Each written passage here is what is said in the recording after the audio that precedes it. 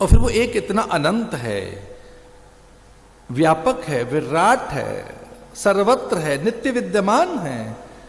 इसलिए उस एक को प्रणाम करते हुए शास्त्र कहते हैं नमोस्तुनंताय सहस्त्रमूर्तये सहस्त्रपादाक्षिशिरोर्वाहवे सहस्त्र नामने पुरुषाय शाश्वते सहस्त्रकोटि युग धारणे नमः। हजार हजार हजार युगों को धारण करने वाला वह परमात्मा हजार हजार रूपों में सहस्त्र शिरिखा पुरुखा,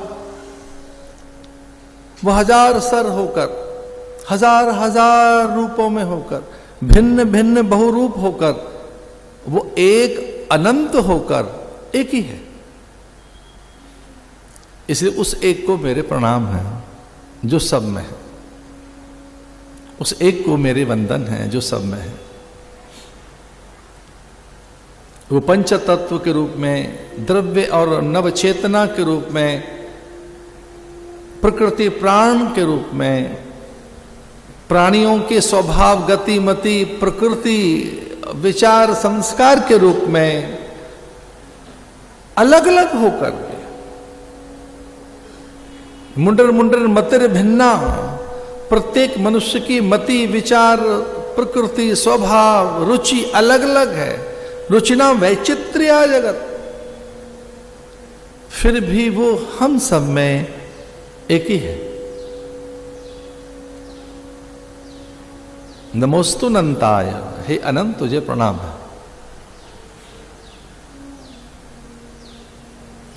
इसलिए हमारी संस्कृति एकत्व की संस्कृति है, अनेकता में भी एकता की बात कहती है। कुछ दूसरा नहीं है, कोई भिन्न नहीं है। इसलिए अभेदोपासना के बाद उस एकत्व का ही बोध होता है। इसलिए एकात्मता, एकत्व का दर्शन हमारी संस्कृति कराती है।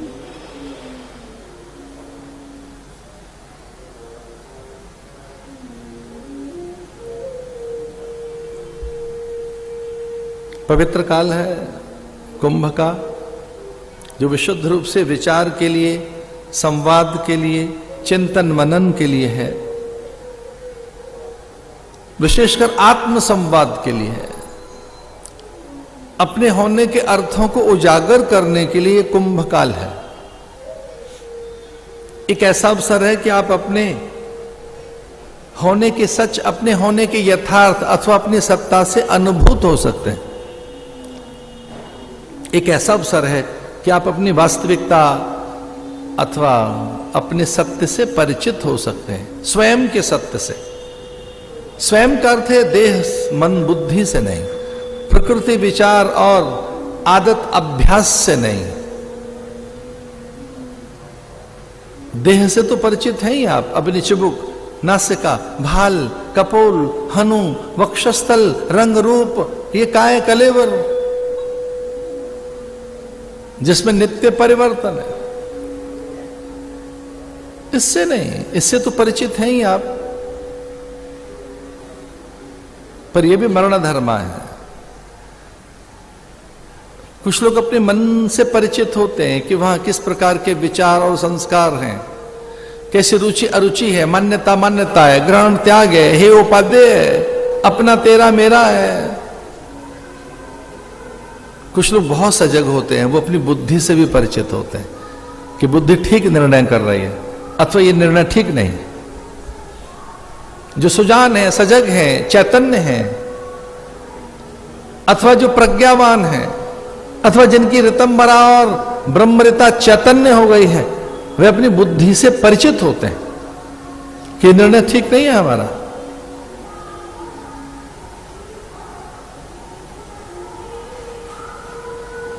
लेकिन बहुत थोड़े से लोग हैं जो स्वयं से परिचित होते हैं, अपने सत्य से, अपने होने के यथार्थ से, अपने अस्तित्व से।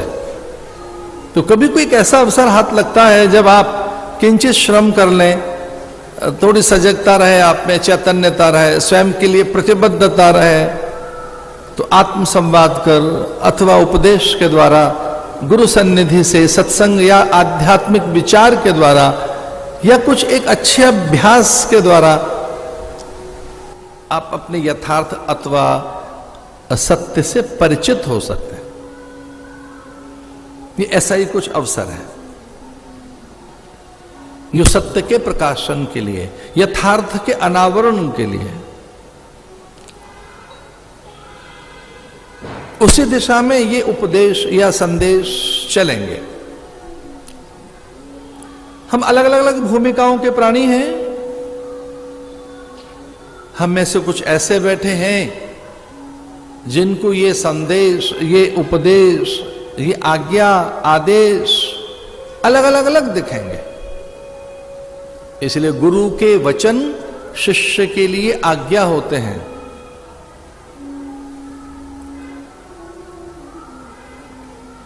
मुमुक्षुओं के लिए उपदेश होते हैं, साधारण जनों के लिए संदेश होते हैं। एक ही कथा सामान्य व्यक्ति के लिए केवल संदेश है, और यही कथा जिज्ञासुओं के लिए उपदेश है, और यही कथा शिष्य के लिए अथवा साधन चतुष्टय संपन्न अंतःकरण जिसका है उसके लिए आज्ञा है। यही कथा धर्म भी है।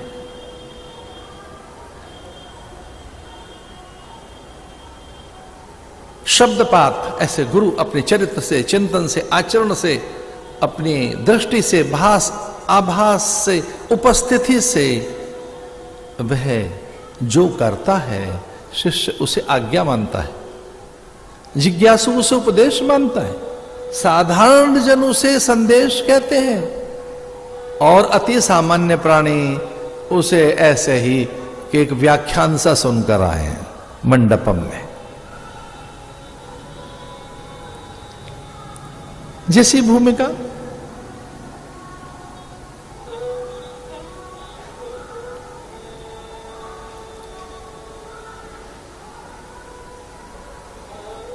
हिमाच्छादित हिमखंडों में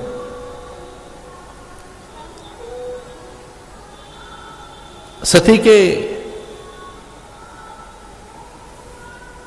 उमा भवानी के मन के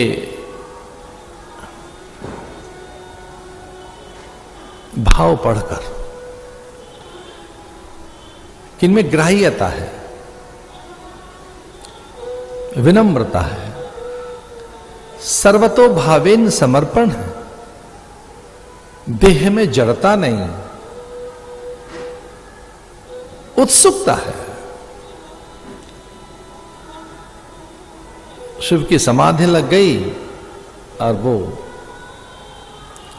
नित्य सत्ता जो है, जो परम सत्य है, उसे परिभाषित करने लगे।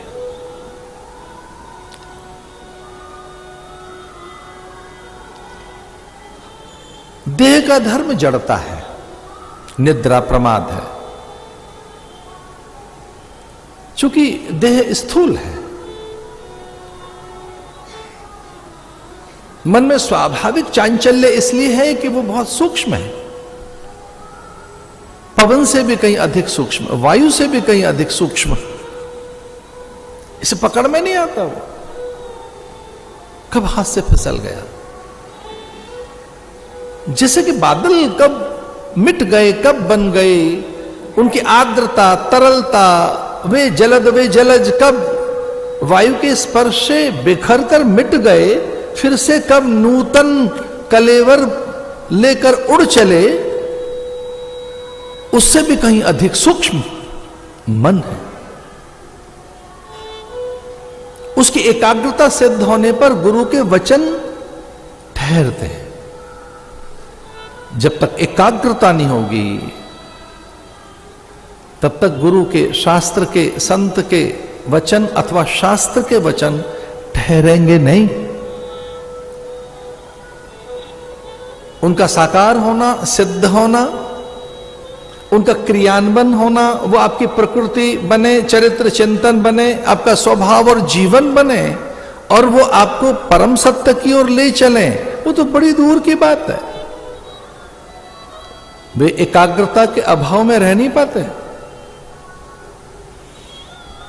तो देह का धर्म है जड़ता, आलस्य, निद्रा, प्रमाद, और मन तो बड़ा चंचल है, वायु से भी कहीं अधिक।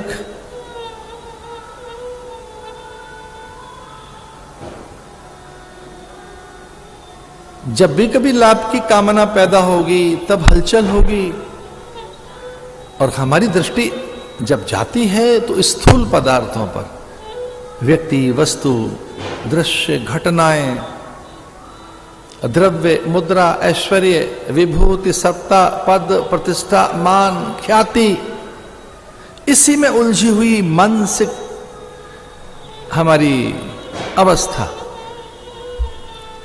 अपनी चाह, कामना, वासनाओं के कारण व्यथित है प्राणी।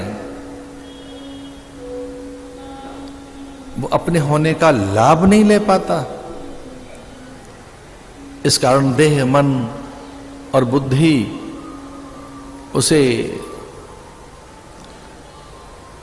उन्नयन, उत्कर्ष के लिए और परम सत्य के लिए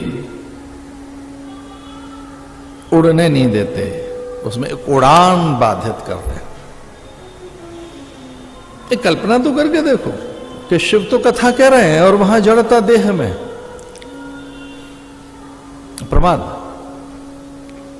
इसलिए वो बड़ी अधिकारिणी होने पर भी कथा सुन नहीं पाई, जो बड़ा साधन है। इससे बड़ा कोई साधन नहीं, लौकिक पारलौकिक। इसलिए आध्यात्मिक जगत में कोई पहला साधन है, बड़ा साधन है, जिस साधन की सिद्धि से अनेक साधन फलीभूत होते, वो साधन श्रवण ही है। विशेषकर हम सन्यासियों को, विशेषकर हम दशनाम सन्यासी अथवा प्रस्थानत्रयी के जो अभ्यासी हैं, उन्हें यह साधन बताया गया कि सुनो, आपको सुनना आना चाहिए। इसे वेद ने जो पहला साधन बताया वो सुनना बताया। भद्रम कर्णे भी शृणुयाम देवा, पहला साधन ही सुनना है। भद्रम कर्णे भी शृणुयाम देवा, सुनना सीखो। श्रवण मंगलम, मांगल्य तब होगा जब सुनना होगा। फिर मनन है, निदिध्यासन है, श्रवण। उसके तुलसीदास जी कहते हैं जिनके श्रवण समुद्र समान। इसलिए गणेश जी के कान बड़े हैं। कुछ लोग देखना ज्यादा चाहते हैं, सुनना नहीं चाहते, समझना नहीं चाहते। गणेश जी के कान बड़े हैं, आंखें बहुत छोटी हैं, क्योंकि इन आंखों से तो सच दिखेगा ही नहीं। इन आंखों से तो वो दिखेगा जो मिटता है।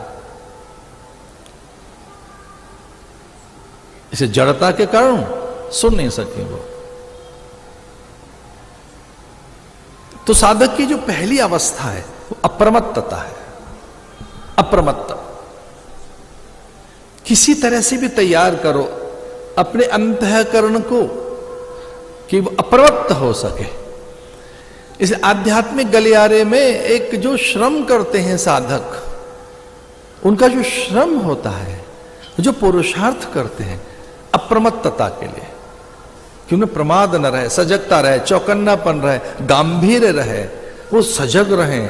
जो जागत है सो पावत है, या निशा सर्वभूतानाम तस्याम जागृत संयमे।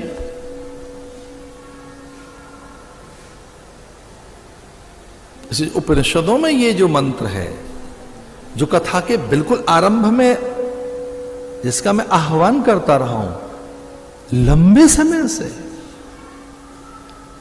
और उसके अलग अलग अर्थ मुझे प्राप्त होते रहे। अप्रमत्तेन वेदव्यम सर्वत तन्मयो भवेत्। प्रणवो धनु सरोहि आत्मा ब्रह्म तल लक्ष्य मुच्यते। ये उपनिषदों का मंत्र है।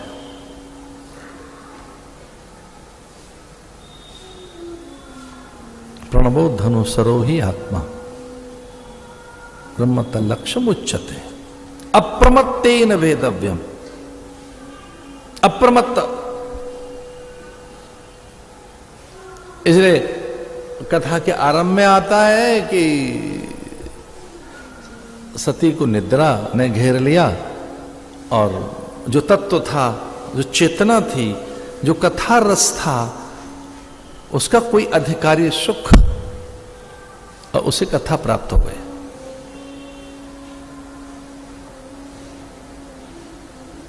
हयग्रीव, सुख, हंस, कोकिल, कागा,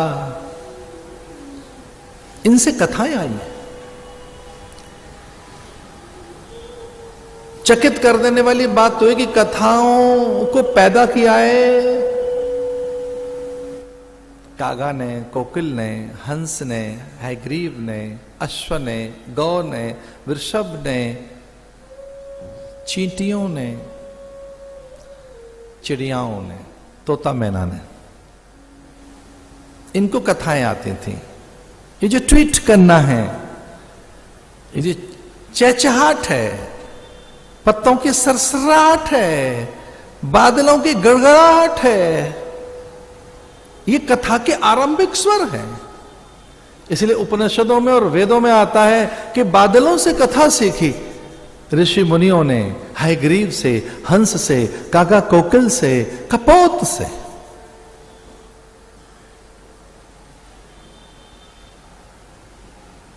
कितने वृक्ष ऐसे हैं जो पंछियों के उदर से पैदा होते हैं, विशेषकर अश्वत्थ, वट, पीढ़ियां। हमारा मर्म वहां से है। शुभ तक कथा पहुंची। जब तक बहुत प्राकृतिक नहीं रहेंगे, जब तक आप बहुत नैसर्गिक नहीं है, जब तक आप बहुत सहज नहीं है, स्वाभाविक नहीं है, तब तक कुछ सुनाई नहीं देगा। कुछ लोग तो इतने जड़ हैं, अपनी नहीं सुन पाता।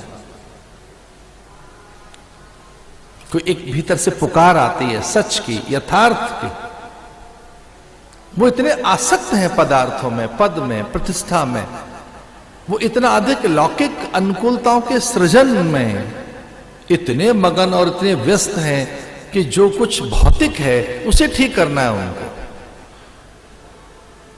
उनका पुरुषार्थ केवल भौतिकी है, आर्थिक है, जागतिक है। इसलिए वो सो गई और कथा कहीं और जगह पहुंचे। ये तरंगे हैं, स्पंदन है, ये स्वर लहरियां हैं, ये संप्रेषण है। जो अधिकारी होगा वहां पहुंचेंगी। इसलिए जो वेद मंत्र हैं वो तरंग हैं, वो ध्वनि है। अब तनिक भी सजग हैं, श्रद्धावान हैं। याभ्याम बिना न पश्यंती, इसके बिना देख नहीं पाओगे। यानी श्रद्धा आंखें देगी आपको।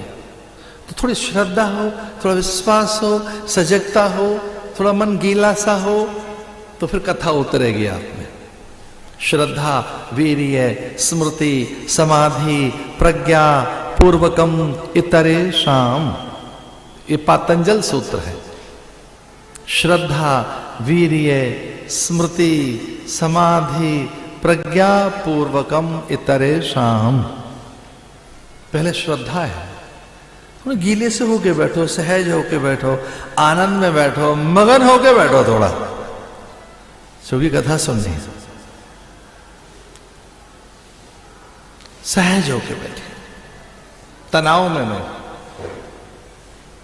आहत होकर नहीं, बिखरे टूटे हुए मन से नहीं। लंबे समय तक अंतःकरण के निर्माण की बात कही है ऋषियों ने।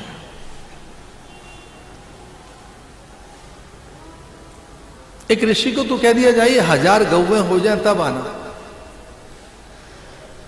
चल पड़ा 1000 गौएं लेके, और जैसे ही 1000 गौएं हुई तो वृषभ हुआ, बछड़ा पैदा हुआ। वो बोलने लगा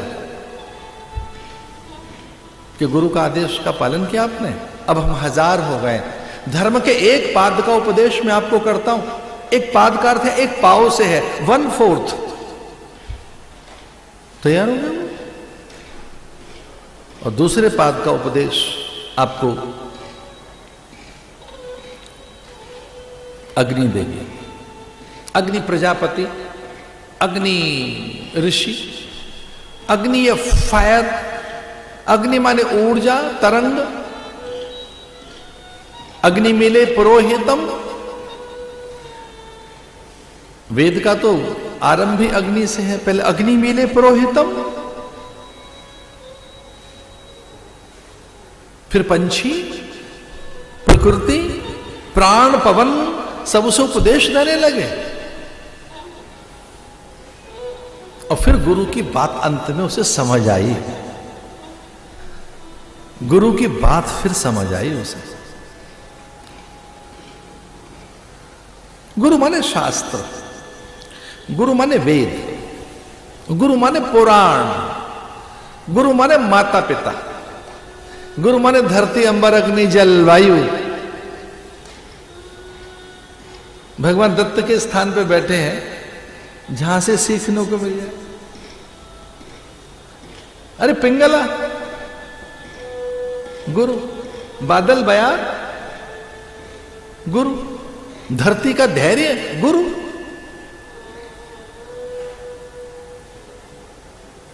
जिन्हें बहुत बोलना आता है वो पंछी, परिंदे, अन्य प्राणी और प्रकृति नहीं है। वो मनुष्य ही है जो बहुत बोलता है। जो कम बोलते हैं वो अन्य जीव हैं। बोलने लगे सब। इसे जो कहा जा रहा है शिष्यों के लिए वो आज्ञा है, ऐसा मानते हैं शिष्य। मुमुक्षु कहते हैं ये तो उपदेश है, सामान्य जन कहते हैं तो संदेश है, और अति सामान्य कहते हैं व्याख्यान है, एक अच्छा सा भाषण है, वार्ता।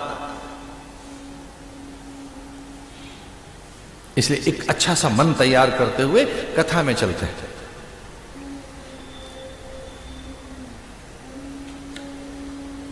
चूंकि ये हमारी प्रगति में बाधक है। देह की जड़ता, मन का चांचल्य, बौद्धिक भ्रम, अहंकार, श्रेष्ठता का, पूज्यता का, विद्या का, रूप का, यश का, इनसे अलग हटकर हम कथा में चलते हैं।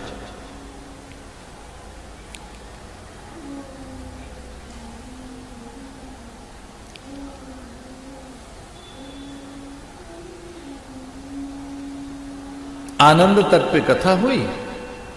चूंकि नारद ने देखा था एक व्यथित स्त्री को, और उसमें प्रवेश करते हैं। गुरुजनों का ध्यान करते हुए, मृत्युंजय को प्रणाम करते हुए, गंगा के कलकन नाद को वंदन करते हुए,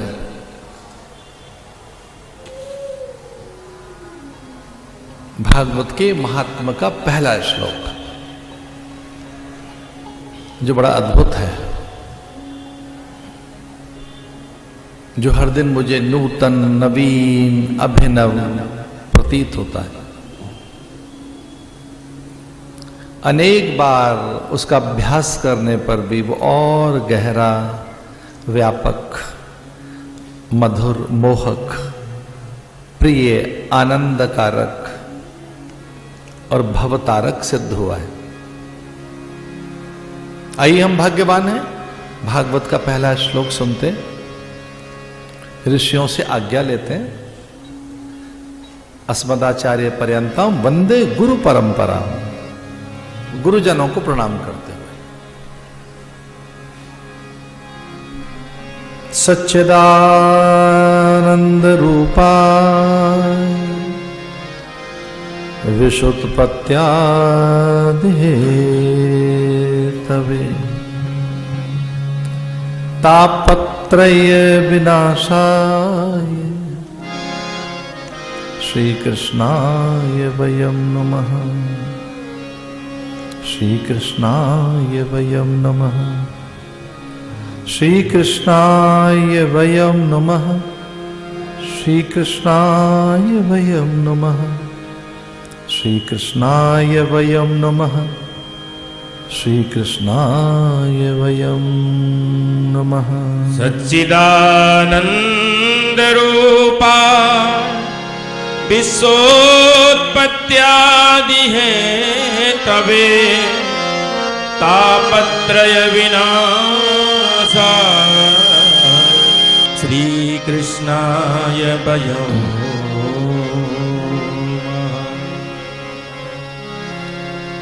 विश्व की उत्पत्ति, उसके लय प्रलय, सृष्टि स्थिति संहार के मूल में एक ही है। बड़ा आनंद है, भागवत में पहले भगवान का नाम आता है।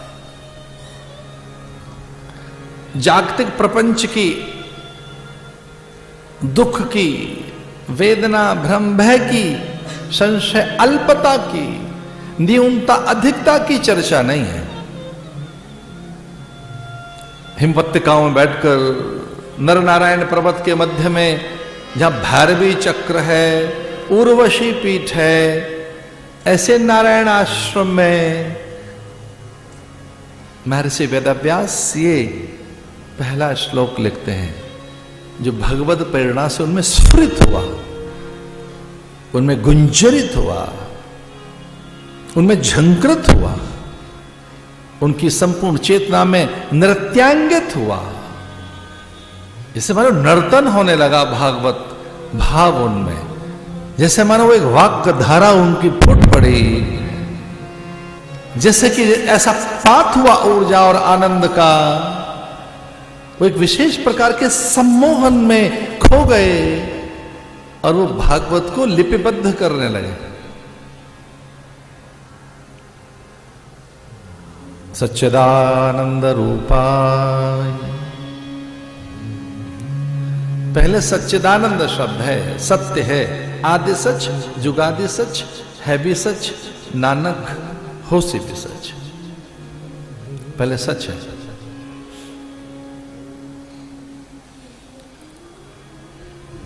सच में आनंद है, प्रियता है, मोहकता है, सत्य में ऐश्वर्य है, विभूति है, सत्य में सिद्धि है, वो अकाट्य है, वो नित्य है, क्योंकि झूठ नहीं है। जिस दिन भी आप सत्य के पास लौटाओगे, जिस पल भी आप सत्य से जुड़ेंगे, उस पल आप अजेय, अपराजित, अनंत,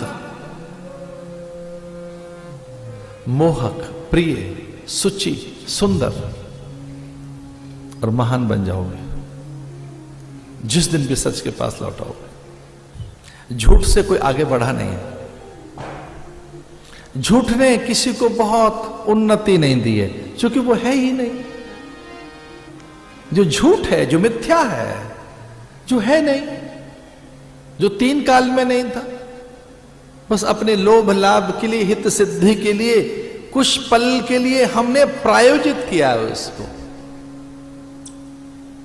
वो हमारे अज्ञान की उपज है, हमारे लोभ के कारण जगा है वो। उसने भ्रमित किया है, असत्य ने हमको, झूठ ने।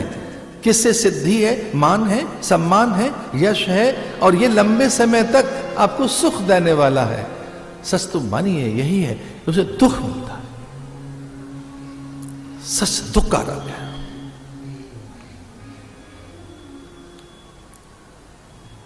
उसका परिणाम निंदा है, उसका परिणाम बड़ा क्लेश है।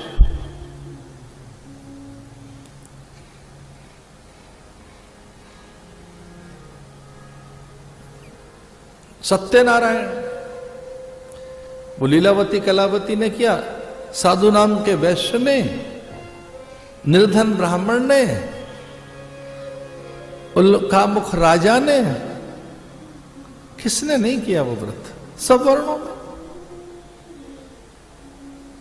आप सत्यान्वेषी हैं, सत्य पारायण है, आपके आचरण में सत्यता है, आप अजेय हैं, क्योंकि वह आनंद है। इसलिए भागवत की कथा के आरंभ में कहा गया कि वो सच्चिदानंद स्वरूप है, वही विश्व की उत्पत्ति आदि का कारण है, क्योंकि वो नित्य प्रलय के साथ है, नित्य सृजन के साथ है, क्योंकि वहां हर पल परिवर्तन है, उसमें नहीं, उसकी प्रकृति में जो बाहर है वो एक रस है, अखंड है। इसे वो जो एक रस है, अखंड है, उसे देखना है जिसमें आनंद है।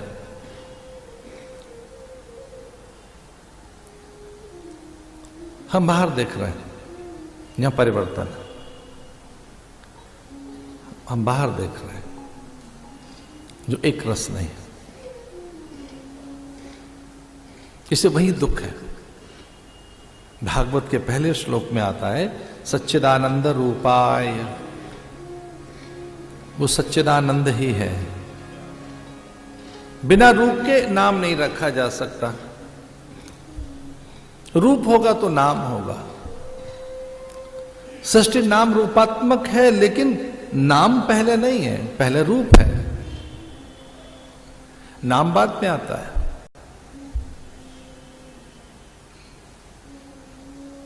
आपकी जो रचना है, आपका जो सृजन है, कुछ भी जो आपसे प्रकट हो रहा है, जो आपकी अभिव्यक्ति है, जो कुछ भी आपसे निर्मित हो रहा है, जो भी निर्मिति है, जैसे आपने अपने हाथ में लेखनी ली और आपने ऐसे कागज पे कुछ रख दिया, वो उस लेखनी को अभी कुछ किया नहीं है और हटा लिया तो बिंदु है।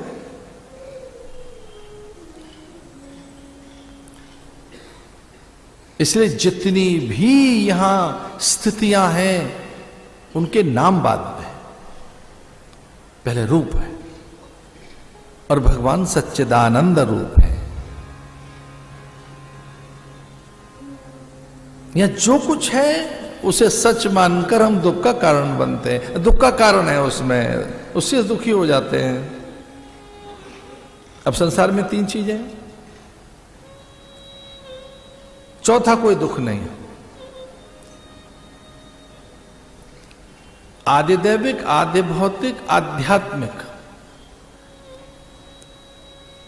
हमारे यहां वेद मंत्रों में 3 बार शांति बोली जाती है, ओम शांति शांति शांति। हम 2 बार शांति नहीं बोलते। कुछ नए लोग हैं, ओम शांति शांति, बिल्कुल नवाचार जिनमें है, जो परंपरा से नहीं जुड़ना चाहते, जिन्हें कुछ ऐसा करना है, ओम शांति। थोड़ा सा और सरक कर ओम शांति शांति, ओम शांति शांति शांति। जितना भी परंपरा से, मूल्य से, सत्य से, नियमों से, प्रकृति से, स्वभाव से, गुण से परे हटोगे, उतने दुर्बल बनोगे। पूजित यहां ये गंगाधार हर की पैड़ी से पूजित होकर जब सरक जाती है कनखल में से होकर मूल धारा में, तो अपने रूप में ही रहती है सुरक्षित। लेकिन यही मूलधार गंगाधार कनखल की ओर न मुड़े और सीधा रुड़की चली जाए तो कैनाल बन जाती है, नहर बन जाती है। यही धार रुड़की में मान्य नहीं है, गंगा नहीं है, कैनाल है, गंग नहर है।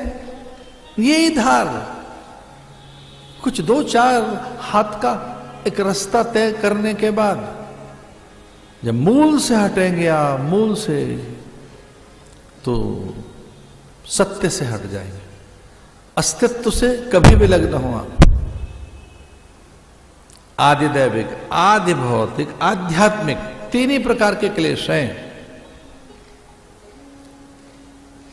इनकी कभी चर्चा करेंगे। आज आध्यात्मिक क्लेश की चर्चा करते हैं। जो नहीं है उसे संभाल के रखने से जो दुख है उसी को आध्यात्मिक क्लेश कहते हैं। जो नहीं है, जो नहीं संभाल के रखा जा सकता, इसे आदि व्याधि उपाधियों में उपाधि की कितनी चिंता है, बनी रहे उपाधि, उपाधि बनी रहे। कुछ लोग टाइटल के लिए मरते रहते। आप अपने में पूरे हैं, लेकिन जब तक श्री श्री 2-4 बार श्री न लगे तब तक व्याकुलता सी रहती है। मैं खाली साधु, पीठाधीश्वर नहीं, मैं खाली सन्यासी हूं। कोई भूषण, भास्कर, कुछ बड़ा, ये दुर्बलताएं मेरे आसपास में भी नहीं होंगी। उपाधि, उपाधि से रहित आपको बोला जाए तो कष्ट होता है। उपाधि भी है। सीधा नाम लो तो लोग धीरे से कान में सरकाते हैं कि नहीं नाम तो ठीक ले, पर प्रधान जी भी हैं, अच्छा जी ठीक है, ये ट्रस्टी भी हैं, अच्छा तो फिर बताना पड़ता है। उपाधि, जितना हम उपाधियां संभाल के रखेंगे, और वो संभाल कर रहती नहीं, क्योंकि देह भी एक उपाधि है, ये भी संभाल कर नहीं रखी जा सकती।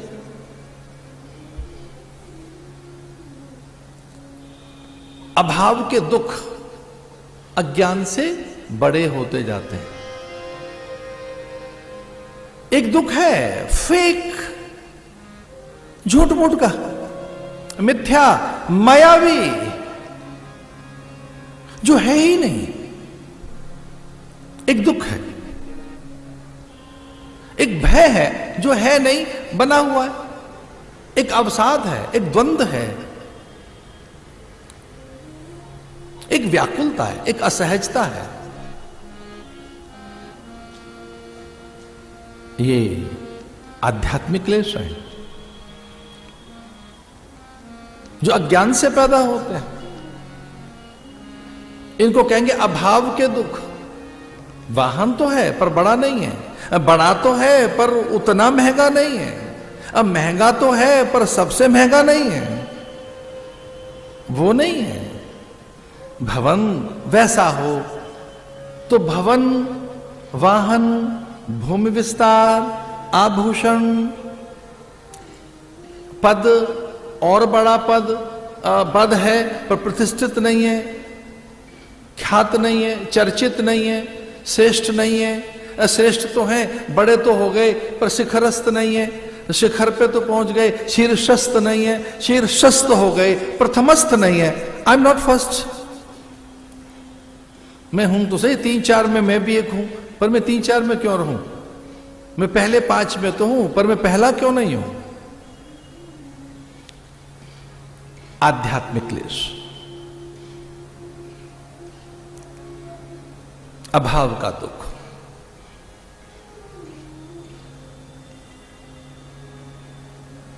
भागवत सुनने के बाद अवसाद नहीं रहता, भय नहीं रहता, भ्रम भी नहीं रहता। जो सदा के लिए मिट जाती हैं उनका नाम चिंता है। और मुझे अन्यथा मत लेना, व्यक्ति इस दिशा में श्रम नहीं करना चाहता। साधकों का अगर इस दिशा में श्रम हो कि हमें अपने भ्रम, भय, अल्पता, न्यूनता, अभाव, मानसिक रोग, क्लेश, द्वंद्व, एक और चीज उसका नाम है अज्ञात भय, को मिटाना है, तो यह विचार से संभव है, आध्यात्मिक प्रयोग से संभव है। भागवत का पहला श्लोक कहता है तापत्रय विनाशाय। अरे क्या बात लिखते हैं महर्षि वेदव्यास, कितनी बड़ी बात है। भागवत का पहला श्लोक कहता है कि आओ पहले इन 3 दुखों को मिटाओ, उठो जगो, संकल्पित हो आप कि ये पहले 3 दुख मिटने चाहिए हमारे, आदि दैविक, आदि भौतिक, आध्यात्मिक, अथवा दैहिक, दैविक, भौतिक, तापा।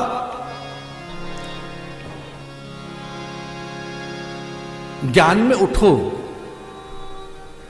चरैवेति, ज्ञान में चैतन्य होकर अपने उत्कर्ष के लिए खड़े हो जाओ। तो जो ज्ञान में खड़ा हो गया है वही चैतन्य। उत्तिष्ठत जागृत, ये वेद का मंत्र है, ध्यान रखना। जो बैठ गया उसका भाग्य भी बैठ जाता है, जो लेट गया है उसका भाग्य भी सो गया है। तो भाग्य किसका खड़ा हुआ है? जो खड़ा हो गया है ज्ञान में। अब वो ज्ञान में खड़ा होना है, अपने विवेक में, अपने आत्म प्रकाश में, आपको मिटाने अपने संशय। दूसरे तो पदार्थ ले देकर आपको प्रसन्न करना चाहेंगे, उपहार ले देकर, आपकी प्रशंसा करके, भूमि वाहन भवन देकर, कुछ महंगे वस्त्र देकर, आपके लिए खूब अच्छी अच्छी बातें सुनाकर आपके दुख नहीं छीन पाएंगे वो। पदार्थ, उपहार, भवन, वाहन, भूमि विस्तार, गगनचुंबी अट्टालिकाएं आपको मोमेंटरी प्लेजर दे सकते हैं, क्षणिक। जैसे उठे, वेद कहता है चरय वेति, अपने ज्ञान में उठ जग, अपने आप को पहचान। प्राप्य वरान्य बोधत, ये दुख की जड़ है कहां, वहां ढूंढ, खुद से, स्वयं से। जो अभी दुखी हुआ किस कारण हुआ?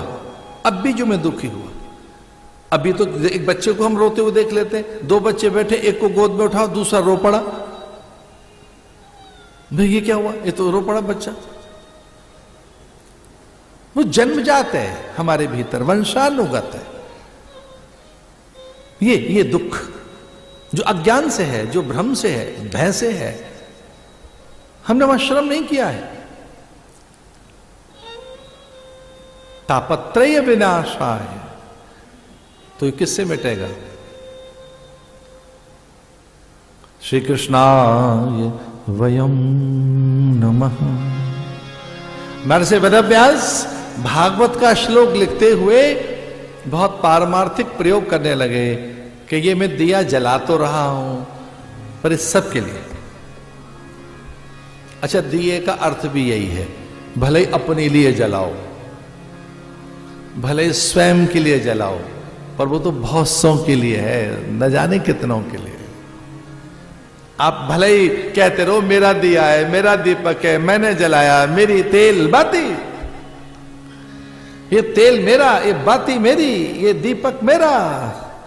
हां, हो सकता है दीपक आपका हो, तेल आपका हो, बाती आपकी हो, वो तो आप ही के हैं, लेकिन उसमें से जो प्रकाश प्रकट हुआ है वो आपका नहीं है, वो परमात्मा का प्रकाश है, वो उसका प्रकाश है, और उसकी प्रकृति सबके लिए है। तेल तो आपका ही है, बाती भी आपकी, दिया भी आप ही लाए हैं, पर जैसे उसमें से प्रकाश आया तो सबका हो गया। तापत्रय विनाशाय श्री कृष्णाय वयम नमः। वयम करते हम सब। वयम रक्षामः, वयम रक्षामः, हमारी रक्षा कर, हमारे साथ रहे, हम पर कृपा कर, हमारी ओर देख, हमारा साथ न छोड़। ये भाषा बहुत दिनों के बाद बनती है व्यक्ति की, अन्यथा तो एक ही भाषा रहती है, मेरा कल्याण कर, मेरी ओर देख, मेरा भला कर। लेकिन हम सबका भला हो, सर्वे भवन्तु सुखिनः, ये तो पारमार्थिक भाषा है। लोका समस्ता, एक किसी बहुत बड़े विद्वान की व्याख्या में ये पढ़ रहा था कहीं, वो कहते हैं ऋषियों का चिंतन तो देखो, लोका समस्ता सुखिनो भवन्तु, एक लोक नहीं, जितने लोक हो सकते हो उनमें सुख पैदा हो। पर होगा कैसे? सुख का साधन एक ही है और दूजा नहीं है। सुख का एक ही साधन है और वह आध्यात्मिक विचार। आओ विचार करें, आओ संवाद करें, आओ सच की ओर चलें। इसलिए ऐसा कहते हुए शास्त्र कहते हैं असतो मा सद्गमय तमसो मा ज्योतिर्गमय मृत्योर्मामृतम गमय। ये तो दुखी करती रहेंगी चीजें, व्यक्ति, वस्तु, पदार्थ, दृश्य, घटनाएं, दिन भर दुखी होते रहे और दुख से निकलने के कुछ प्रयोग करें। असतो मा सद्गमय, हे ईश्वर मुझे सत्य की ओर धकेल, मुझे ले चल सच की ओर। तमसो मा ज्योतिर्गमय,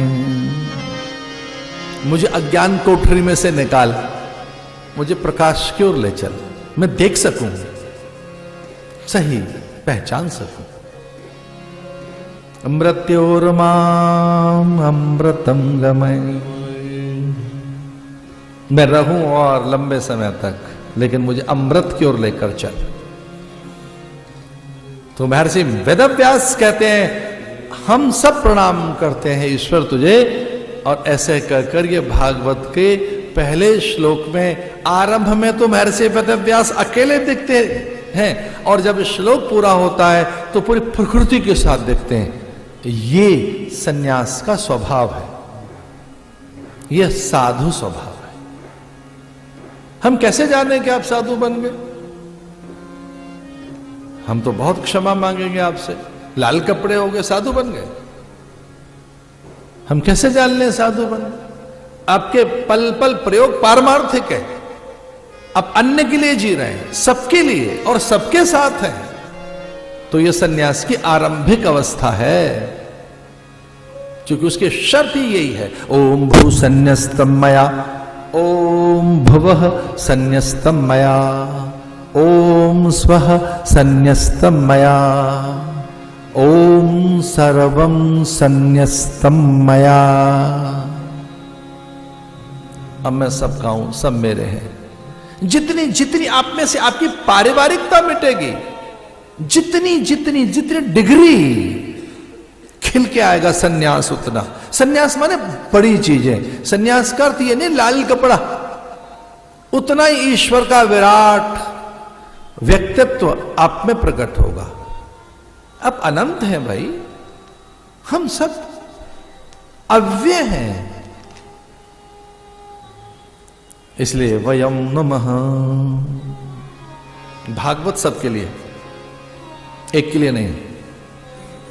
वृक्ष कबो नहीं फल भके, नदी न संचय नीर, परमारथ के कारणे साधुन धरा शरीर।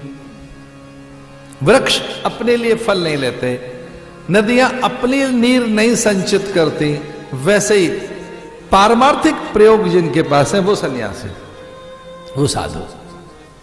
ऐसे महर्षि वेदव्यास का ये पहला एक श्लोक, उसकी व्याख्या करते हुए अब हम कथा में चलते हैं। ये पहला श्लोक है। गणेश जी का ध्यान करते हुए, गुरुजनों का आह्वान करते हुए, हमारे गुरुदेव भले ही शरीर में न हो पर वो तो सर्वत्र है, क्योंकि वो तो स्वयं सत्य है और सत्य ही सबका मित्र होता है। यन मित्रम परमानंदम पूर्ण ब्रह्म सनातनम, यन मित्रम यन सन्मित्रम परमानंदम। मित्र तो वही है जो साचा होता है, और सत्य ही आपका मित्र हो सकता है। जो साचा नहीं है वो मित्र हो ही नहीं सकता। जो सच नहीं है, जो आपके साथ सच नहीं बोलता, जो आपके साथ सत्य व्यवहार नहीं करता, जो आपको सत्कर्म नहीं सिखाता, जिसके कारण सत्य प्रवृत्तियां आपकी पैदा नहीं होती, भैया ऐसे झूठे साथी के साथ मत रहो।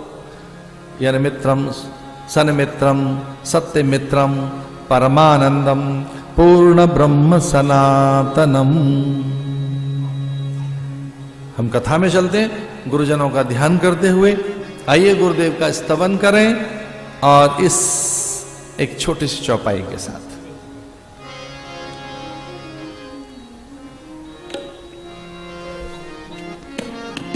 उगरई विमल विलोचन के, उगरई विमल विलोचन के, उभरई विमल विलोचन हिय के, उभरई विमल विलोचन ही के, मिटहि दोष दुख भव रजनी के, मिटई दोष दुख भव रजनी के, मिटहि दोष दुख भव रजनी के,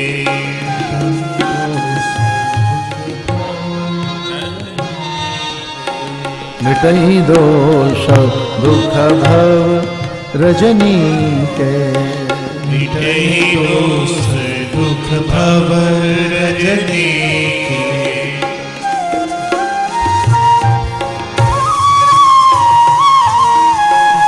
उभरहि विमल विलोचन ही के, मिटहि दोष दुख भव रजनी के, वंदो गुरु पद पदुम परागा, वंदो गुरु पद पदुम परागा, वंदो गुरु पद पदुम परागा, वंदो गुरु पद पदुम परागा, सुरचि सुवास सरिस अनुरागा, सुरुचि सुहास सरिस अनुरागा,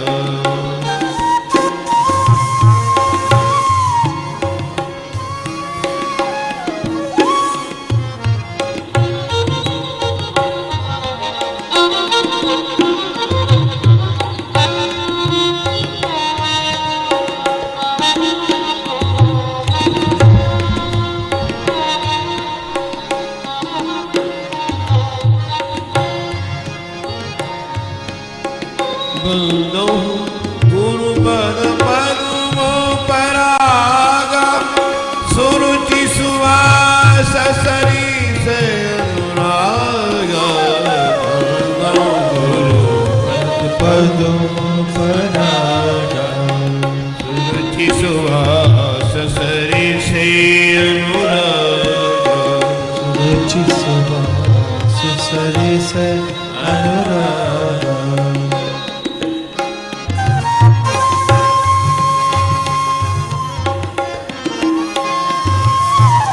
ये दो शब्द लुढ़कते हुए एक साथ चलते हैं और परस्पर विरोधी हैं ये दोनों अक्षर, इनमें संघर्ष है इन दोनों में आद्यकाल से। ये दो अक्षर ऐसे हैं जिनमें भीषण संग्राम है, संघर्ष है, विरोधी है। ये दो अक्षर, उनके अर्थ बताऊं फिर मैं आपको अक्षर बताऊंगा। एक है अंधकार, दूसरा प्रकाश। एक है कठिनता, दूसरी है सरलता। एक है दुर्बोध, दूसरा है सुबोध। एक है कट्टरता, दूसरी उदारता। एक है दुख, दूसरा है सुख।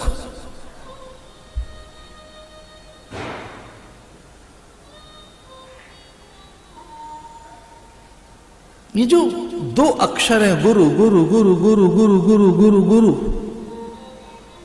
दोनों की मात्रा एक जैसी है, समान बलशाली है। गुरु जो पहला है वो अंधकार है, गकार अंधकार। गुरु बहुत भारी मात्रा में, जहां कठिनाइयां हैं, दुर्बोध है, जटिलता है, जहां संकीर्णता है, जहां आवरण है, आवृत्तियां हैं, जहां ढका हुआ है सब कुछ,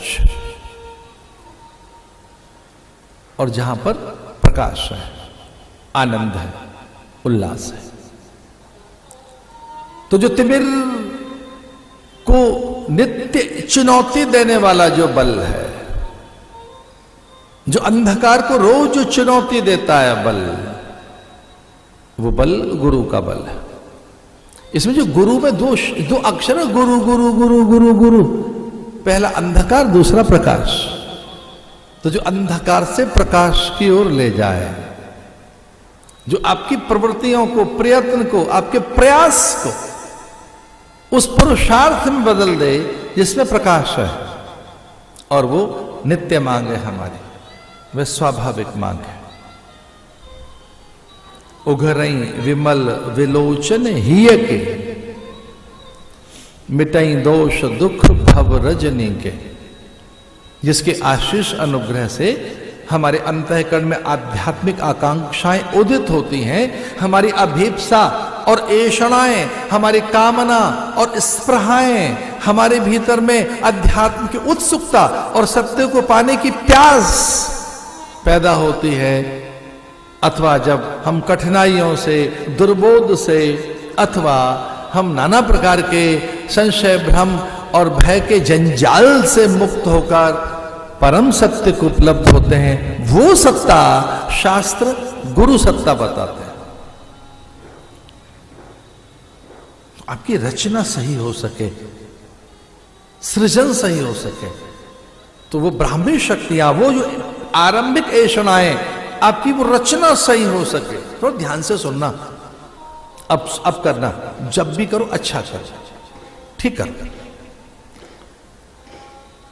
और अच्छा कर नहीं पाओगे अगर आपके पास प्रेरणाएं नहीं है, वो दिव्य प्रभाव नहीं है, आपके पास ज्ञान और विचार का अभाव है, अच्छा नहीं कर पाएंगे। ये अच्छा करना कब होगा? जब अच्छा सोचना हो, अच्छे संकल्प बने। इसे गुरु सत्ता के जागरणकार, जो हम ये कहते हैं गुरु ब्रह्मा या गुरु विष्णु, ये जो ब्रह्मा करते सृजन, रचना, बहुत पुरानी बात है। ऐसी आड़ी तिरछी जब रोटी बनती हमने देखी, अब भोर में निकल रहे थे हम, किसी घर में ठहरे हुए थे और देखा आड़ी तिरछी रोटी बन रही है, तो हमें तो अच्छा ही लगा कि इनकी बहू को रोटी बनानी नहीं आती, आड़ी तिरछी रोटी। धीरे से पूछ लिया, भाई ये क्या हो रहा है? उसने कहा गाय की रोटी बन रही है, तो आड़ी तिरछी बनेगी, बेकार बनेगी, बेमन से बनेगी, चूंकि पशु के लिए बन रही है, जानवर के लिए बन रहे हैं। और ये पति के लिए बने, पिता के लिए बने, पुत्र के लिए बने, अतिथि अभ्यागत आगंतुक के लिए बने, ये शासक के लिए बने। पहली चीज बिगड़ी हुई, यहीं पर खोट है, पहला खोट, पहली कृति बेकार होगी आपकी। उनके लिए तो दूसरों के लिए बांटने के लिए, अतिथि अभ्यागत नौकर चाकर के लिए सस्ती चीज। यहां सस्तापन है तो बाहर सस्तापन आएगा। यहां रचना सही, एक्ट, स्पीक एंड तो एक्ट राइटली। कब होगा? Think rightly. कुछ कहते हैं अच्छा करो, एक्ट राइटली, अरे अच्छा करिए, स्पीक राइटली, ठीक बोलिए। भैया नहीं, मैं तो एक नई बात कह रहा हूं, थिंक राइटली, ठीक सोचिए। जब ठीक ही नहीं सोच रहे तो गड़बड़ कर रहे हैं आप। वहां गुरु ब्रह्मा, आपका गुरु पक्का है, बृहस्पति आपका पक्का है, कहीं लग्न में बृहस्पति। यद्यपि इस तरह की ज्योतिष मुझे नहीं आती, वो तो मैं ऐसे ही कुछ अनुभव की बात बता रहा हूं। उच्च के बृहस्पति होंगे अगर आपके, केंद्र में बृहस्पति बैठा हो, केंद्र में सूर्य बैठा हो, वाह क्या रचना। मुझे तिनका मान्य नहीं, कोई उठाए मैं उठाने लगता हूं। स्मॉल पार्टिकल मुझे मान्य नहीं है, कूड़ा कचरा ना, गुरु साथ रहता है, यहां रहता है। सही सोचेंगे, सही बोलेंगे, सही करेंगे।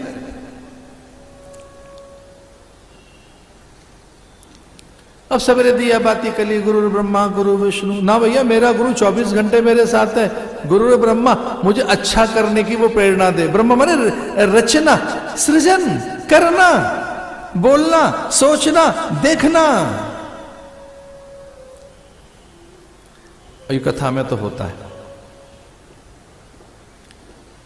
हमको आनंद, ऊर्जा, उल्लास, प्रकाश और अनंतता की ओर जो धकेल कर ले आई, उसका नाम कथा है, जो मेरा हाथ पकड़कर उधर ले आई। ये कथा मेरे जीवन में ना आती, पता नहीं कितनी व्यथाएं रहती। और जब व्यथा आती, जब व्यथित होता हूं, आहत चिंतित होता हूं, किसी तरह से भी कभी ऐसा लगे, तो ये कथा का उजियारा ही प्रकाश देता है। क्योंकि यहां पड़ोस में ही एक आश्रम है, आनंदमयी मां का, वो कहती थी हरि कथा ही कथा, बाकी सब व्यर्थ और व्यथा, ये मां कहती थी। पुराने लोग गए, उनको भूल जाए, क्योंकि अब वो नहीं है, उनके उपकार भूल जाए। ज्येष्ठ जनों के, अगर आपने अपने पूर्वजों का स्मरण नहीं रखा, अपने गुरुजनों का, तो आपको भी कोई याद नहीं करेगा। ये तो धरती वैसा ही है, जैसा बोएंगे वही मिलेगा। तो हमें पूज्य स्वामी खंडानंद जी महाराज, वो स्वामी मां आनंदमयी, वे पूज्य डोंगरे जी महाराज, या पूज्य करपात्र जी महाराज, और अथवा हमारे गुरुदेव, उन्होंने हाथ में पकड़ा होता तो प्रकाश पास में होता। कथा में चल रहे हैं ये कहते हुए आपको कि अगर ठीक तरह के विचार आपके पास चैतन्य होने लगे और ये कहीं उठ गए, विचार जग गए, तो ठीक बोलोगे, ठीक सोचोगे, ठीक करोगे। मनस्सेकम वचस्सेकम कर्मण्येकम महात्मना। महापुरुष वो हैं जो मन वचन कर्म से एक हैं। जैसे गुरुदेव का स्मरण करते हुए, और अगर हम कथा की ओर देखें तो सूत जी के साथ एक समूह सौनिक आदि 88,000 ऋषि, जो योग यज्ञ जप तप पूजा पाठ अर्चन वंदन सेवाचर्या सपरिया में लगे हैं, याद कर रहे हैं, नैमिषारण्य में इतने व्यस्त हैं, उसके बाद भी कह रहे हैं कि खाली समय में क्या करें। जो निठल्ले हैं उनके पास कभी समय नहीं होगा, और जो सच में ही ज्यादा कार्य करते हैं, समय उन्हीं के पास होता है। जो बार बार ये कहते रहते हैं बड़े बिजी हैं, क्या करें, इसका अर्थ है निठल्ला आदमी है, कुछ काम ही नहीं है इसके पास।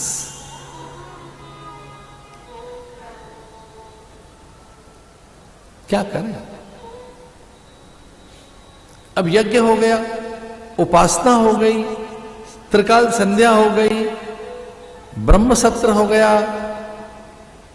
पारमार्थिक अनेक कार्य हो गए, सेवा के कार्य हो गए। अभी जो बचा हुआ समय यज्ञ में, इसमें क्या करें।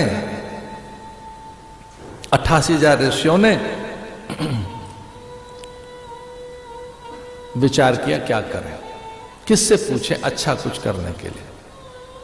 आओ ब्रह्म पर विचार करें, ईश्वर पर विचार करें, और उसकी जिज्ञासा करें। एक बार जाने वो कौन है, एक बार जाने अपने मूल को, अपने सच को। एक दिन ये विचार कौंधा हो, बस वही भाग्यशाली क्षण है। ऐसा स्पार्क बहुत कम होता है, बिना पुण्य के नहीं होगा।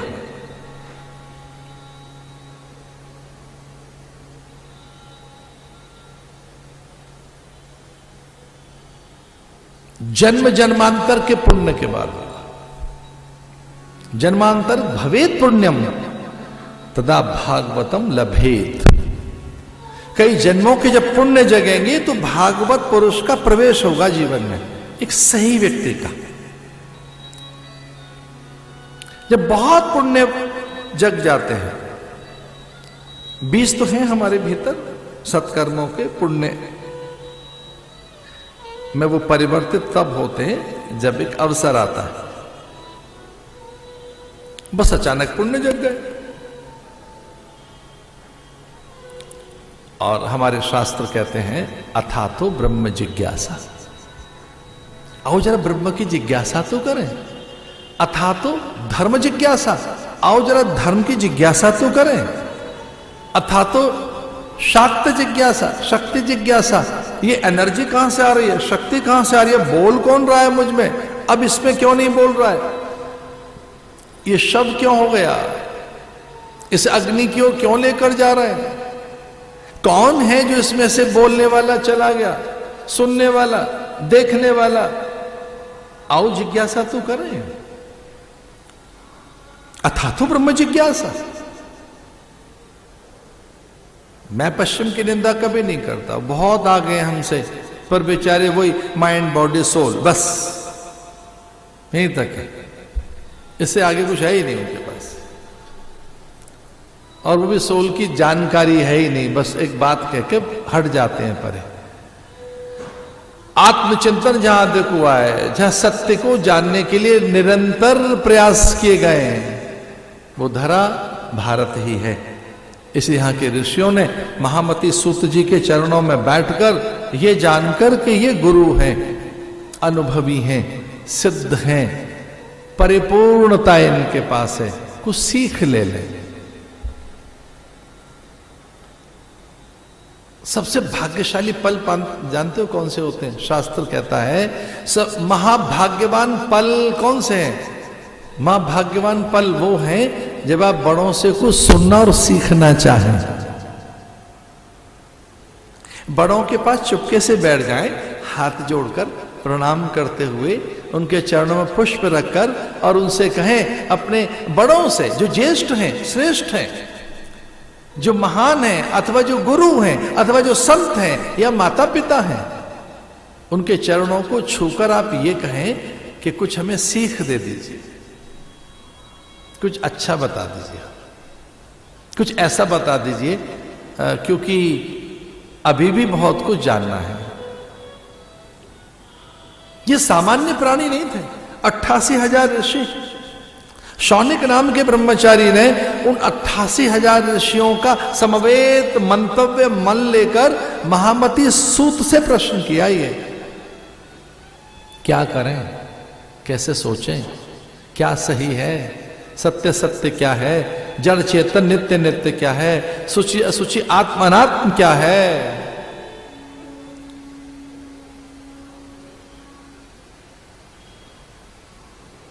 हम तो अज्ञानी हैं, अज्ञान ध्वांत